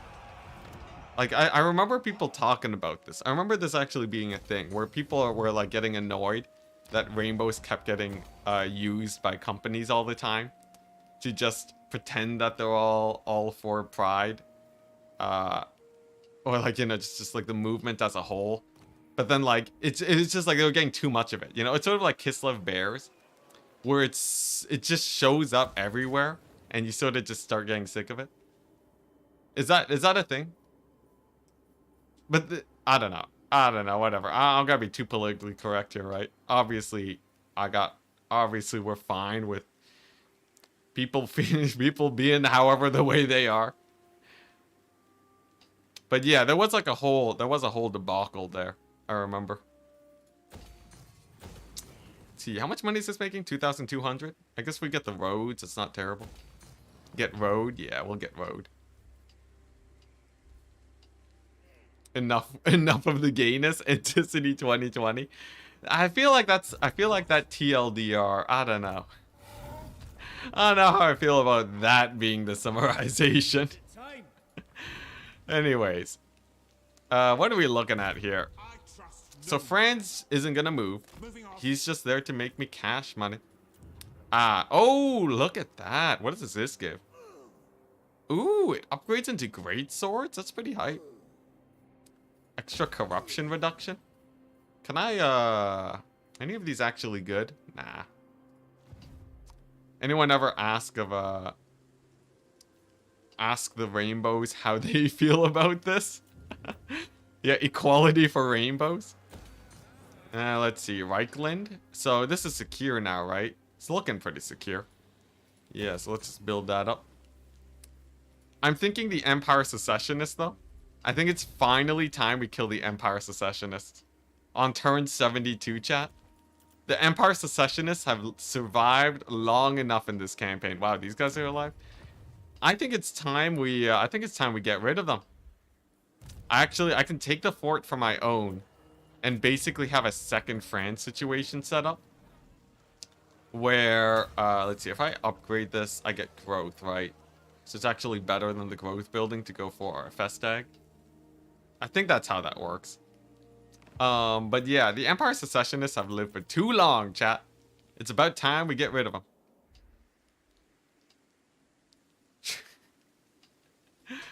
I don't like the newest addition to the gay community. It's people who eat ribs a certain way. Let's not bring up the whole ribs debacle. The whole ribs thing is the closest thing to getting me cancelled in my entire career. On top of that, it also lost me a campaign. Can we just bring that up? Are you talking about eating ribs with chopsticks? Just ended a campaign. That's how unlucky it is. Just even mentioning it is bad juju. Ribs, you say? Yeah. I still stand by the fact, though. I still stand by my eating ribs with chopsticks. Even the ethnicity thing? Even the ethnicity thing. No, people can deal with the there's too many ethnicities quote. The ribs thing, though, that's where we start falling apart. TLDR. TLDR is done. Sometimes a man likes to eat ribs with chopsticks, alright? You don't gotta enforce your cutlery on me, alright? Freedom of chopsticks, alright? I don't know why I'm the underdog here. I thought we were inclusive in this community. Don't summon the juju. Alright, anyways. This is actually pretty sick, though. So Norska's sort of occupied right now. I think Matthew Smith III still has a lot of work to do. But where we stand right now, right? We take the Longship Graveyard. We even have a province in Norska somehow. Maybe a couple of rebellions. Keep them busy for a bit. My wife eats Cheetos with chopsticks. Oh yeah, no, I eat chips and Cheetos with chopsticks all the time. That's 100%. Let's see, is Festus, he's down to 2 settlements. I think we can kill Festus. Enough about ribs, back to Luminarchs. That's true, you know what? I'll accept your thoughts on Luminarchs if you accept me for my chopsticks on ribs. Your old roommate always ate chicken wings with chopsticks? Oh yeah, I've dabbled in that too, yeah. So Festus has 2 settlements. I would say we probably just finish him off once and for all. And then we just don't have to worry about these extra lone armies anymore. I think that's the goal. Just kill Festus. Maybe by the end of today we kill Festus. That would be pretty hype. Men, I will. Such a thing is No Dorito dust smeared controllers. Exactly. Okay, sorry. Someone's mowing grass outside. So I hope my allergies don't just start spiking. Okay. I'm not a big grass guy. And when I say grass, I mean actually grass. Alright. Alright, chat. Don't gotta get too excited. Hunting. I've dabbled in eating croxicores with chopsticks. At some point, it gets really heavy. If you don't have, like, insane grip strength, you will get annihilated. Now. But yeah, I feel like I really don't like having dirty hands when I eat. I'm really not a fan of having dirty hands while I'm eating food. How we doing this? I guess this army's the one that'll chill here at Helmgart, and we'll just see how it plays out. It's a janky army, though. That's the problem. It's a hella janky army. But let's try it. Pyrrhic victory? Yeah, I'll take it. All or nothing. A second chance. Take it. Turn's old neighbor must have moved next to you. He used to mow the lawn while Turn streamed. That's hilarious. Yeah, at least I think my microphone's good enough where it doesn't pick up most loud sounds from outside. Really, really nice for me, but yeah. Okay, nice. So we've taken over Helmgart. I will be leaving this guy. Oh, it's attrition though. Screw it. I'll leave him here. And we're gonna make sure that we actually can secure this area against the AI. It's not gonna be the strongest army in the world. Also, Grom's still alive. Look at that. It's not gonna be the strongest army in the world, but it should be good enough. Rip Empire Secessionists. They held out for a long time. In Korean restaurants, to give you a glove to eat with. I feel like a glove. I don't like the feeling of having like wet hands when I eat. So while the glove is cool, I feel like the glove strats, I don't know. I don't know if I can get behind that. I haven't actually eaten with a glove before. Maybe I'm just not used to it. Maybe one day I'll try it out. 73 turns and the secessionists finally die. Is that a new record? Is that a new record for longest lived Empire Secessionists? It's gotta be close, right? It's gotta be close. Ah, dang, another Mortis engine guy. Another Mortis engine guy. Means that we can't, means I can't kill him. Also, they really did not build up Helmgart for how long they were there. I guess maybe it was just some battles that they were fighting.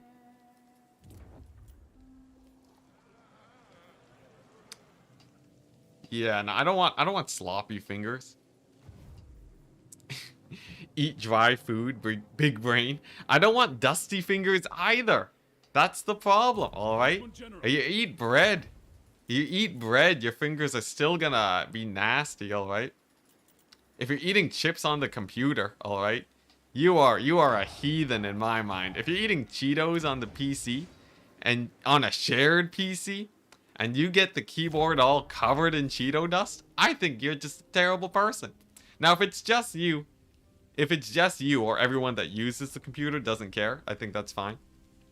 But like, if you're gonna use a public keyboard with Cheetos or any chips, that's nasty, man. That's just nasty. Okay, nice. 3 armies, not a problem. I'll happily be a terrible person. You know what? At least it's very based. As long as if you're willing to stand by your point despite that, I can respect that. You can just wash your hands afterwards. After every chip? Really? Every single chip you eat. So you seriously, you're gonna be like, man, I want to eat one chip. You eat the chip, then you go to the washroom to wash your hands. Are you telling me that's what it is? I think not. I think not. Ain't nobody got time for that, alright? Well, you're playing like League of Legends, you're gonna pause the game to wash your hands? I don't think so. I think not. Just accept it. Just accept the filth. Dude, We live in a post-pandemic. In fact, pandemic's still basically going on at this point. It's just life now. All right, we live in a pandemic world, pandemic lightened world. I don't know. I don't know. How's the state of Corona right now? It's not as bad as it was before in hospitals. They're not panicking as much as they used to, but it's definitely still around. Oh, my bad. I forget. If you actually say the proper name of it, right? I'll just stick with Rona. Why not? I can say Rona, right? Without YouTube freaking out. Regardless, given the whole pandemic situation, we're still gonna be fine with just Cheeto dust everywhere. Maybe I'm just a clean freak. Nah, everyone's wrong. Everyone's wrong, I'm right. Just eat all the chips in one sitting. Just go ham on it. I'll accept that as an answer. Look, if you're hardcore enough to just eat all the chips in one sitting, so you just wash your hands once, I respect that. Rona is still bad. Be safe, y'all. Yeah, it depends on where you are, and it depends on your tolerance for risk. But I think, like, what? Aren't we in, like, the millionth wave or something in, like, the GTA? I feel like we might be. GTA being Greater Toronto Area, not to be confused with Grand Theft Auto. And to see them telling Susan. Yeah, everyone just starts reporting the stream. Yeah, for me, for me, just because of the nature of my business, I don't mind staying at home a lot and just seeing people fewer and still watching people online. It sort of depends, but like it's still not, you know. In many circles, it's still not super, like, you don't want to be just, you know, just meeting people willy-nilly. It depends, though. It depends on, like, yeah, it depends. I know for a lot of places and people, though, it's fine for them to, you know, to be going out and seeing people. For me personally, I'm totally fine just living at home, chilling. Like, a lot of the time I see people online anyways, right? If I'm, like, playing games with people. If you haven't noticed, I'm a very, very isolated person naturally. You know, even if there wasn't a virus hanging around, I'd still be living the same lifestyle. So I'm sort of cheating in that sense. For me, man, pandemic hit. I was like, all right, well, you know what? Pandemic's here. Not much has changed. Not much changed for me after the pandemic hit, except for the fact that I stopped going to dance lessons. That was sad. I miss going to dance lessons and events. Because at this point, it's still sort of weird. Like, I still don't feel comfortable going to, like, a big old dance party with, like, 50 people. Doing, like, swing dance and whatnot. That's a bit too much for me. That's a little bit too much. Slanesh bots in our area. Oh, thank you very much for getting them banned. Thank you, thank you. Yep. There we go. What kind of dance? I really like jazz and swing. Huge fan of a little bit of jazz and swing. I'm an old school guy. I'm not like, you know, I'm not like super big on, like, you know, pop dance and whatnot. Whatever you young-ons are listening to. Yeah, super duper old school. Enemy Within greater than XCOM 2? Really? Is that like is this like a big debate, or is this do people agree on this roughly? Oh, that tower's just shooting my wizard because they captured it. Look at that, it climbed the wall in the middle. The one zombie. Should probably get them killed, right? Sadly I'm most apt at waltz. Waltz is cool. Back when I was in dance school, they did teach me how to waltz. I am like a beginner waltzer, chat. But it's just not that exciting for me. Like, waltz is it's so slow, you know? I want a lot of movement in my dance. I feel like the movement, the energy that you get in jazz and swing is like way too hype. But, like, you know, I can appreciate waltz, you know? Like, you know, if it's like a wedding, right? I can enjoy it. It's sort of like, I don't know. I don't have a good analogy here. I was gonna think of a good Warhammer analogy, but I'm giving up. Ever do polka? I don't think I did polka. I did do I did a little bit of what's it? Oh geez, what was it called again? I did like a what are the types of dances where you like shake your hips a lot? A lot of the sensual dances, I am not, that is not me. That is not me. And you guys, you know, I don't need to tell you guys. I am not like super big on the crazy sensual dances. A little bit too much outside of my comfort zone, I would say. Yeah, who would have guessed it? Who would have guessed it? Enticity not really super into the, you know. I don't know what, it's like it's too intimate. You know what I mean? I'm not like a big hips person. Yeah, you know, no belly dancing from Enticity. Please, Enticity dance tutorial. My camera's not set up for it. Also, I'm not on stream to be dancing right now. I'm gonna see you twerking. Yeah, you know, like that. That type of stuff. Not a big twerking guy. I don't know. It just never really rubbed off on me. I'm getting all sorts of images in my head.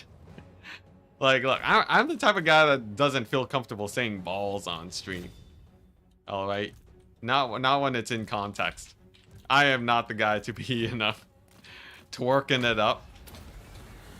Like yeah, just I don't know. It's just not my thing. Nothing against it. Definitely not my thing. Yo, this battle's man, this battle's going on for a while. It's because of all the infantry. I need more like blood knights here at the choke point.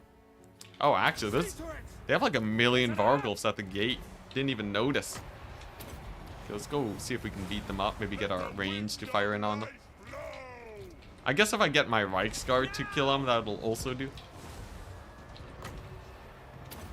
Save the Luminarch. Man, chat's just like looking at the Luminarch 24/7. It's not gonna die to a Terrorgeist, chat. We're good. Alright, now where are those Mortis engines at? Can I bring in the Knights? I think I can. Dirty dancing? Yeah, not a big dirty dancer. Not a big fan. Hey, there we go. There's army losses. Hype. Another battle won against the vampire counts. And by battle, I mean tax collection. Yeah, there you go. Salsa. Took me a hot second. Yeah. Salsa is one of the things that I learned, but was not into in the slightest. I just can't get into it. I'm also just not good at moving my hips a lot. I guess technically I can learn, but I like the very like high energy poppy type of stuff, you know? A little bit of like some hands action. Tango? Yeah, like I can appreciate it, you know? It's just not something that I really want to super get into. Yeah, kind of dance with some finger snapping. There you go. I can't, in this box, if I actually like move my arm out, it's a little bit too far. Jazz hands. Breakdancing. Yo, breakdancing is cool. I would break my neck. This is no way. There's no way I could pull off breakdancing, but I think it's sick. Maybe I would learn breakdancing. That's pretty hype. I could do the Luddy. Anyone see the Luddy? Ludwig's special dance move? He describes it as extremely white. What the? 2 of them lived? Yeah, but it has the energy. It has the energy that I like. That's great. It's great. It's like a crazy dance. It actually does have some hip motion, and it has a lot of arm movement. It has like crazy amounts of arm movement. Oh yeah, I've seen it. Show us the Luddy. Oh man, yo. maybe at the end of the stream today. It's crazy though. I practiced it a little bit just because I wanted to see. It's actually a very fun dance move. It looks like super cheesy.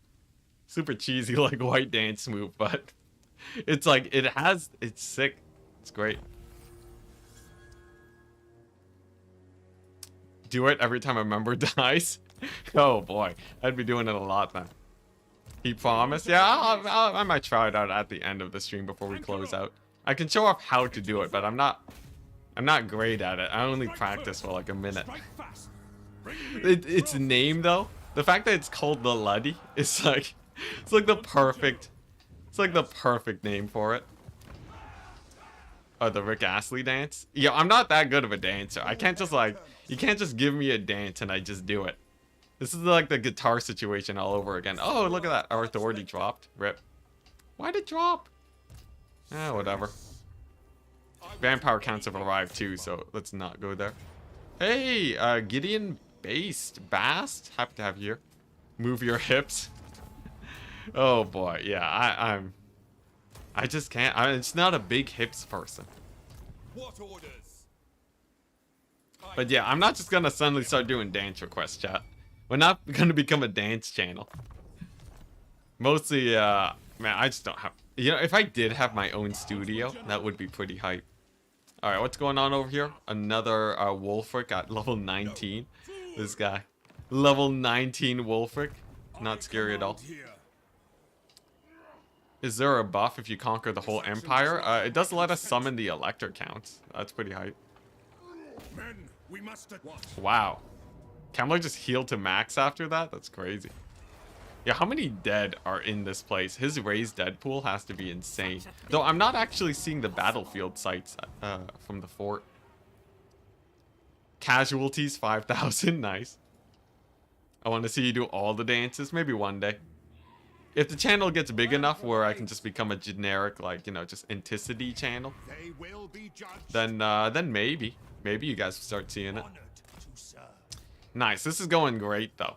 So we've successfully conquered this area, the sort of fort regions, and there aren't too many enemies nearby.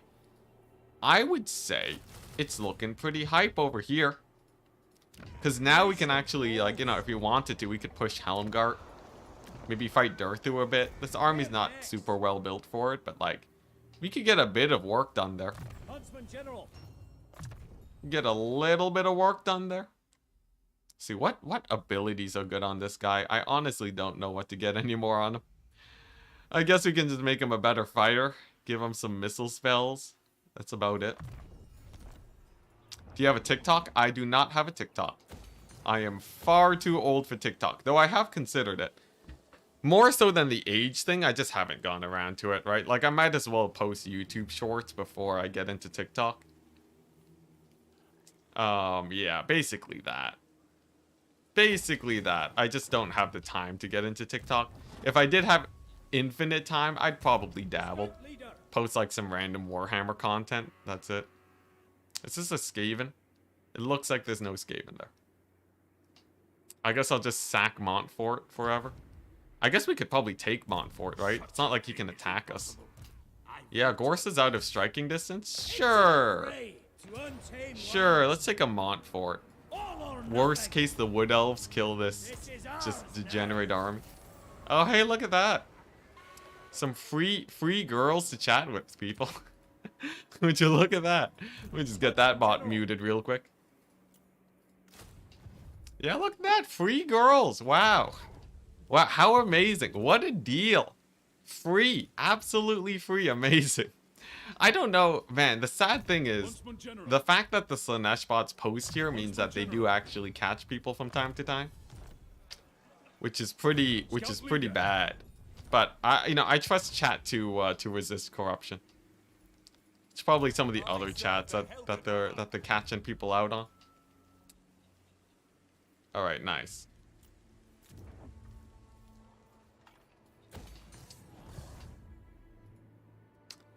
I prefer girls in captivity. Oh boy, please no.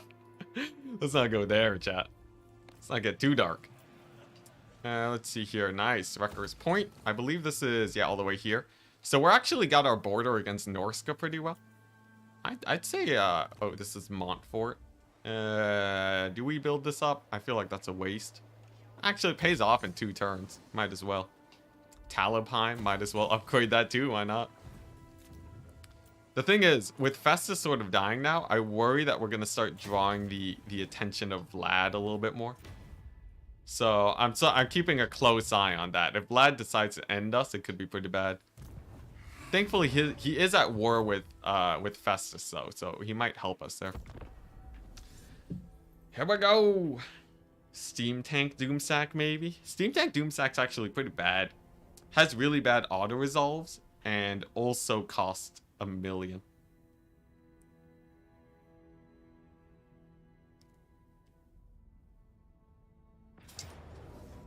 You have to go back to work? It's fine. I'm probably gonna be ending the stream soon. We've been streaming for 3 hours today. I'm not looking to get like an ultra long stream. Oh boy, that's an army. Alright, here we go. We kill these guys. Alright, we kill these guys. We'll pop the Luddy. For all the random people that want to watch me do that. And then we call it a day. Chopstick ribs. That's for... I'm gonna eat ribs with chopsticks when I hit 100k. That was the promise I made to chat. There's like so many random things to keep track of. I'm here for the Luddy anyways. Yeah, let's go! Oh man, I can't summon the energy that Ludwig does though. It's too intense. It's too intense. Ludwig is definitely the most mainstream thing I keep tabs on. Out of everything. Definitely one of the most mainstream things. It started out from me just doing market research and figuring out, streaming out like, or not streaming out, figuring out what the biggest streamers do. And then I just ended up watching them a lot. It's really weird. It's really weird. Because usually I don't watch a lot of mainstream stuff, you know? I'm like here watching Turin. Like, just watching Turin normally and whatnot. And then like a bunch of random like niche Warhammer gaming stuff. And then suddenly Ludwig. Alright, here we go. Do you like Hassan? I've heard of Hassan. I don't actually watch him though.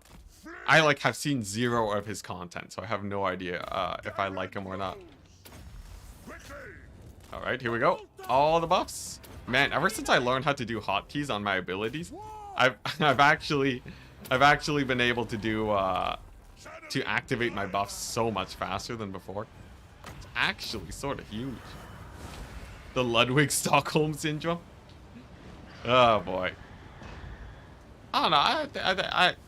Well, I guess if it's Stockholm syndrome, then if I say that I like him, I like watching his content, then you know, I can't recover from this, right? You can't deny Stockholm syndrome. It just makes it seem worse. Hassan, Pepe laugh. What's up with Hassan? I've literally only heard his name and that's it. There's like a bunch of random like big streamers that like I hear of now, just on account of like trying to keep up with what's going on in the streaming sphere. That I just like have no idea what the content is like. Out of all of them. Don't take this the wrong way, chat. I hear of Amaranth a lot, just because she's obviously very notorious. I don't actually watch her content though, but I technically know more about what she does than Hassan. Don't take this the wrong way, chat though. I don't actually watch her content. Not that there's anything wrong with it, obviously, but... Alright, anyways. Can we move on? Can we move on to killing this endless tide of vampire counts? I gotta say, the fact that I have to constantly fight the vampire counts slows down the pace of this campaign significantly. But then again, I don't know. Does it really? The extra money that they give is crazy.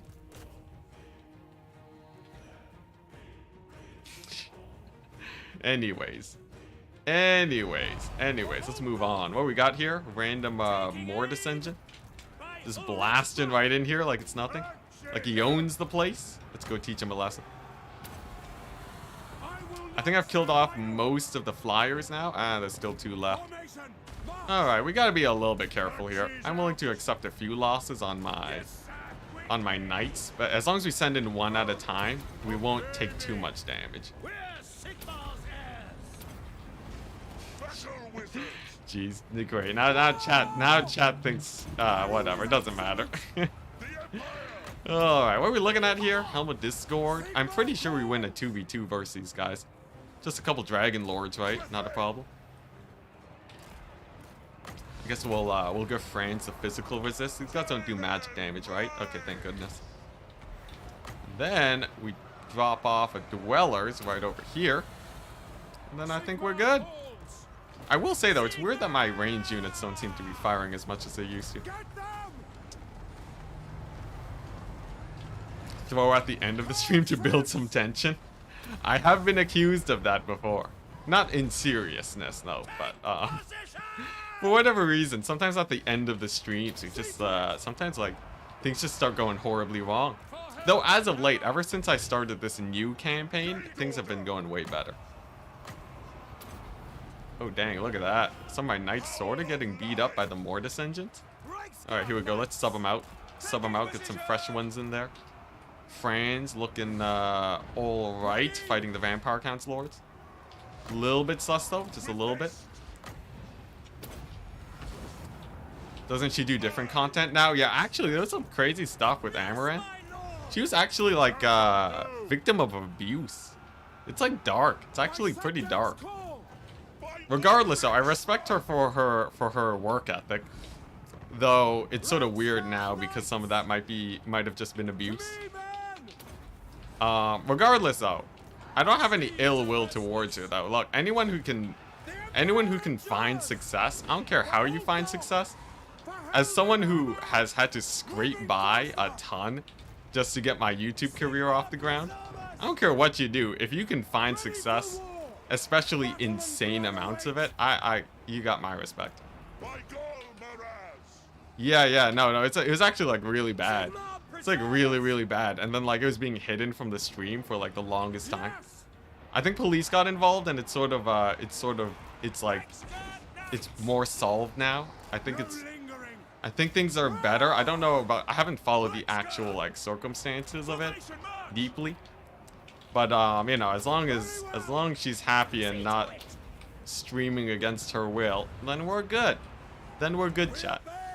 Yeah, that's crazy though. Saddam Hussein was pretty successful. Alright, look. As long as your success isn't at the expense of others, obviously, alright, chat? Alright? I care about your success if you are actively denying people their own success. Alright? Like this doesn't need to be said. This doesn't need to be said, alright? We don't gotta talk about the terrible successful people in history. That's a clear, that's obvious. At least I think it is. Oh, look at that Luminarch with the finishing shot. Sick. Lumi did damage. It actually did damage, chat. Look at that. Luminarch with the clutch. Alright, come on. Get the dwellers. Yo, I've been switching to eating cereal in my mornings recently. Does anyone else just get really hungry when they eat cereal? This is a random thing, right? But because I'm streaming, right? I'm streaming, so I want to be full for when I actually go ahead and stream, so that I don't have to like, you know, stop streaming to just like grab a snack randomly. But like, I am sorta starving right now, chat.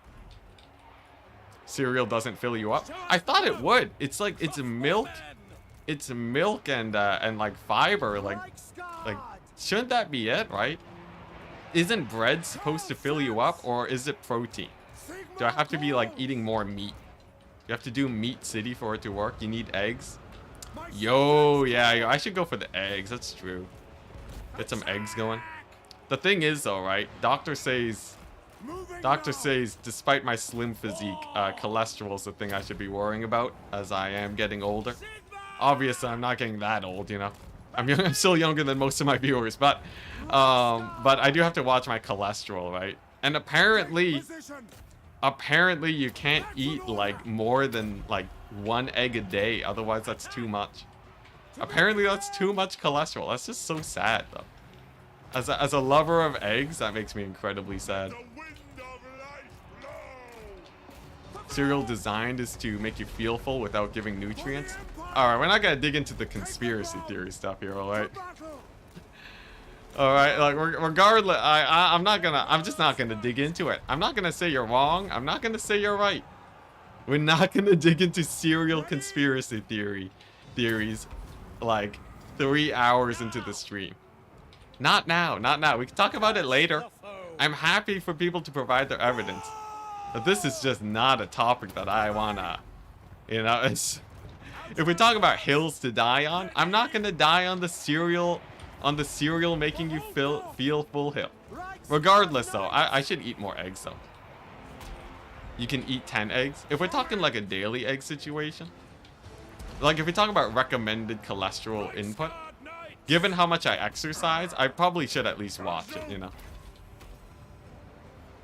You need a new doctor?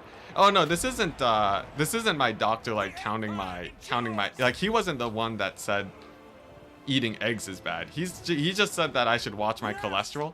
And then I looked up like what is the average amount of cholesterol you should eat in a day. And like actually eggs have a decent amount. Enough where I think I shouldn't just be gorging eggs 24/7. But my cholesterol is slightly high. Yeah. And I would trust my doctor more than my YouTube chat.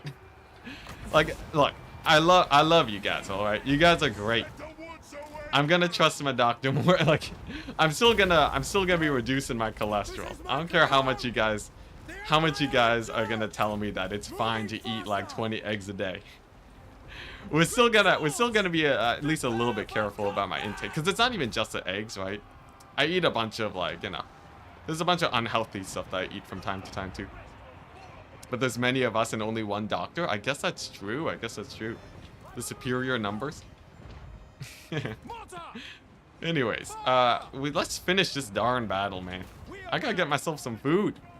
The audacity. YouTube chat is not a place for medical advice. Yeah.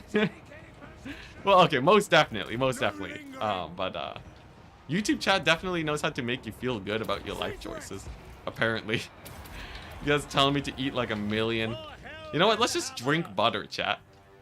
If I just drank butter on stream, you guys wouldn't stop me. That's a scary thing. If I was like, hey guys, today we're just gonna be Food City from here on out. Today, I got myself 50. Wow, there's more Terrorgeist? Okay, this is actually a little bit scary.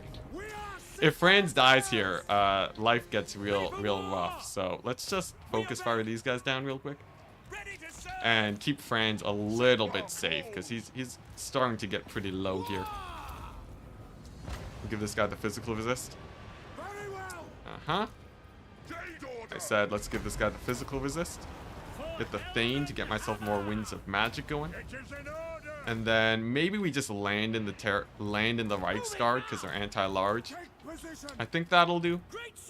Luminarch can net one of these. I don't know. Is that useful? But yeah, I think the anti-large Luminarchs do it here. There we go. Nice. Oh, I should be building towers. Yo, why has no one in chat been telling me to build towers? We're at 6,000 in a sketchy battle like this. Oh my gosh. I guess I thought it wouldn't have dragged on this long, but yeah, we definitely should have built towers yesterday. Don't eat, only known risks are starvation. Thank you, chat. It's exactly what I need. Yo, I am so starving right now. I feel like I could eat so much, and then when I do eat, it's not actually going to be that much. Another day, another fort tower. Yep. Yeah, now you're telling me to build towers? Thanks, chat. Thanks. Look, I even captured one of my far points. They're gonna like back cap me here. Look at this. This AI back capping me. AI using the campaign player strats. Crazy. Time for a can of beans. Yo, I could go for some beans right now. I'd be down for beans. That'd be sick. Alright, so I'm gonna send Franz in there. We have, we're almost out of Winds of Magic, and there are still a ton of Blood Knights left. Here's the play. We're gonna let them blob up here, and then I think the last dwellers should be enough for killing them. Then we just kill off these skeleton spears, and we're good. Maybe we take back this point so they don't get perfect vigor. Life is once, cholesterol is temporary. What is this chat advice? How have I found myself here of all places? I gotta say though, Vampire Count sorta almost went crazy this battle. Almost actually, they actually did a number to me here. A little bit more and they could have really messed me up. Like, we're almost out of Winds of Magic. I have like one more Dwellers below. Still kind of sketchy. Fall back to the keep. We don't gotta fall back to the keep. We're still not losing this one. Not by a long shot, but they did sort of bring me down to my last legs here. How much did the Luminarch do? 100 kills? Eh. You know, it's a Luminarch. Has anyone talked about the levels on these maps that weren't there in, what do you mean about the levels? The levels? What's this about levels? Maps can level up? Okay, nice. I think this is a good enough Dwellers. Because they're all injured too, right? That might be enough for an army losses. Maybe. Then we just charge in with our knights and we're good. Luminarch was the MVP. He saved France. Did he? Did he really? I would argue against that. It's over 9,000. No memes. Never fail. You never fail me, chat. Alright, hype. Let's see here. Yeah, we don't have enough for another one there. Can the Luminarch point blank fire the Terrorgeist? I guess like, we can heal up these guys to prevent a few losses. And then, where is my, oh, did my Warrior Priest die? I think my Warrior Priest just got wounded. I think he's dead, chat. Warrior Priest down. Nonsense, we fail you all the time. Will we get Bretonia? No, Bretonia's dead, man. Bretonia's super dead. Yeah, Bretonia's out of the picture. They're gone. Alright, nice. So that's a battle victory, but losing the Warrior Priest means that our replenishment's gonna be pretty suck for the next couple turns. Not looking forward to that.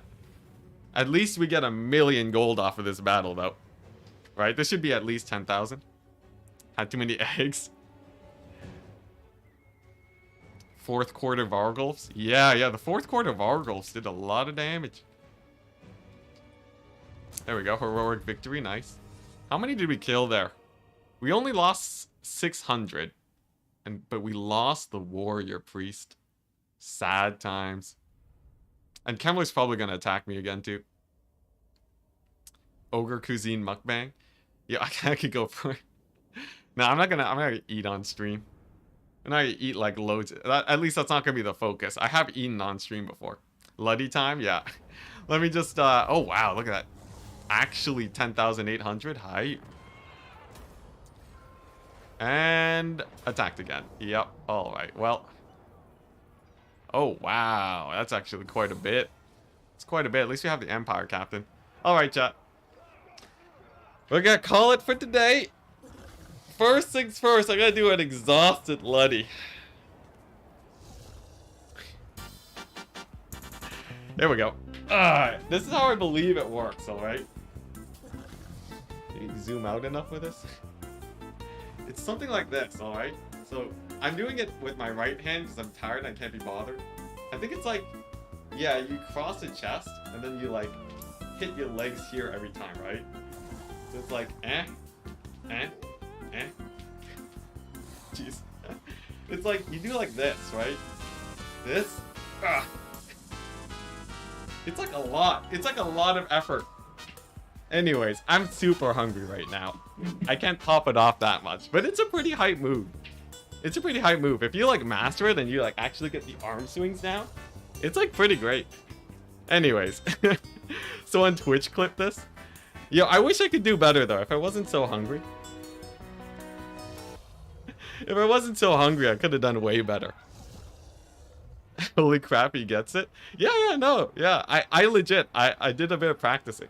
But yeah, you want your legs to hit like on each beat, and your arm has to make a full loop. It's actually like you can break your shoulder if you do this too hard. It's crazy. Yeah, could use a little training. Could use a few eggs. I'm so hungry. Anyways, that's it for stream today, guys. Was fun. I will see you guys tomorrow, where I continue this campaign and fight yet more vampire counts into the horizon. There are so many. Kemmler might actually overwhelm France. We'll see. Dance battle with Ludwig Wen? Dude, he'd annihilate me. Have you seen how fast he does that dance move? He made the move. There's no way. There's no way, chat. It's actually impossible.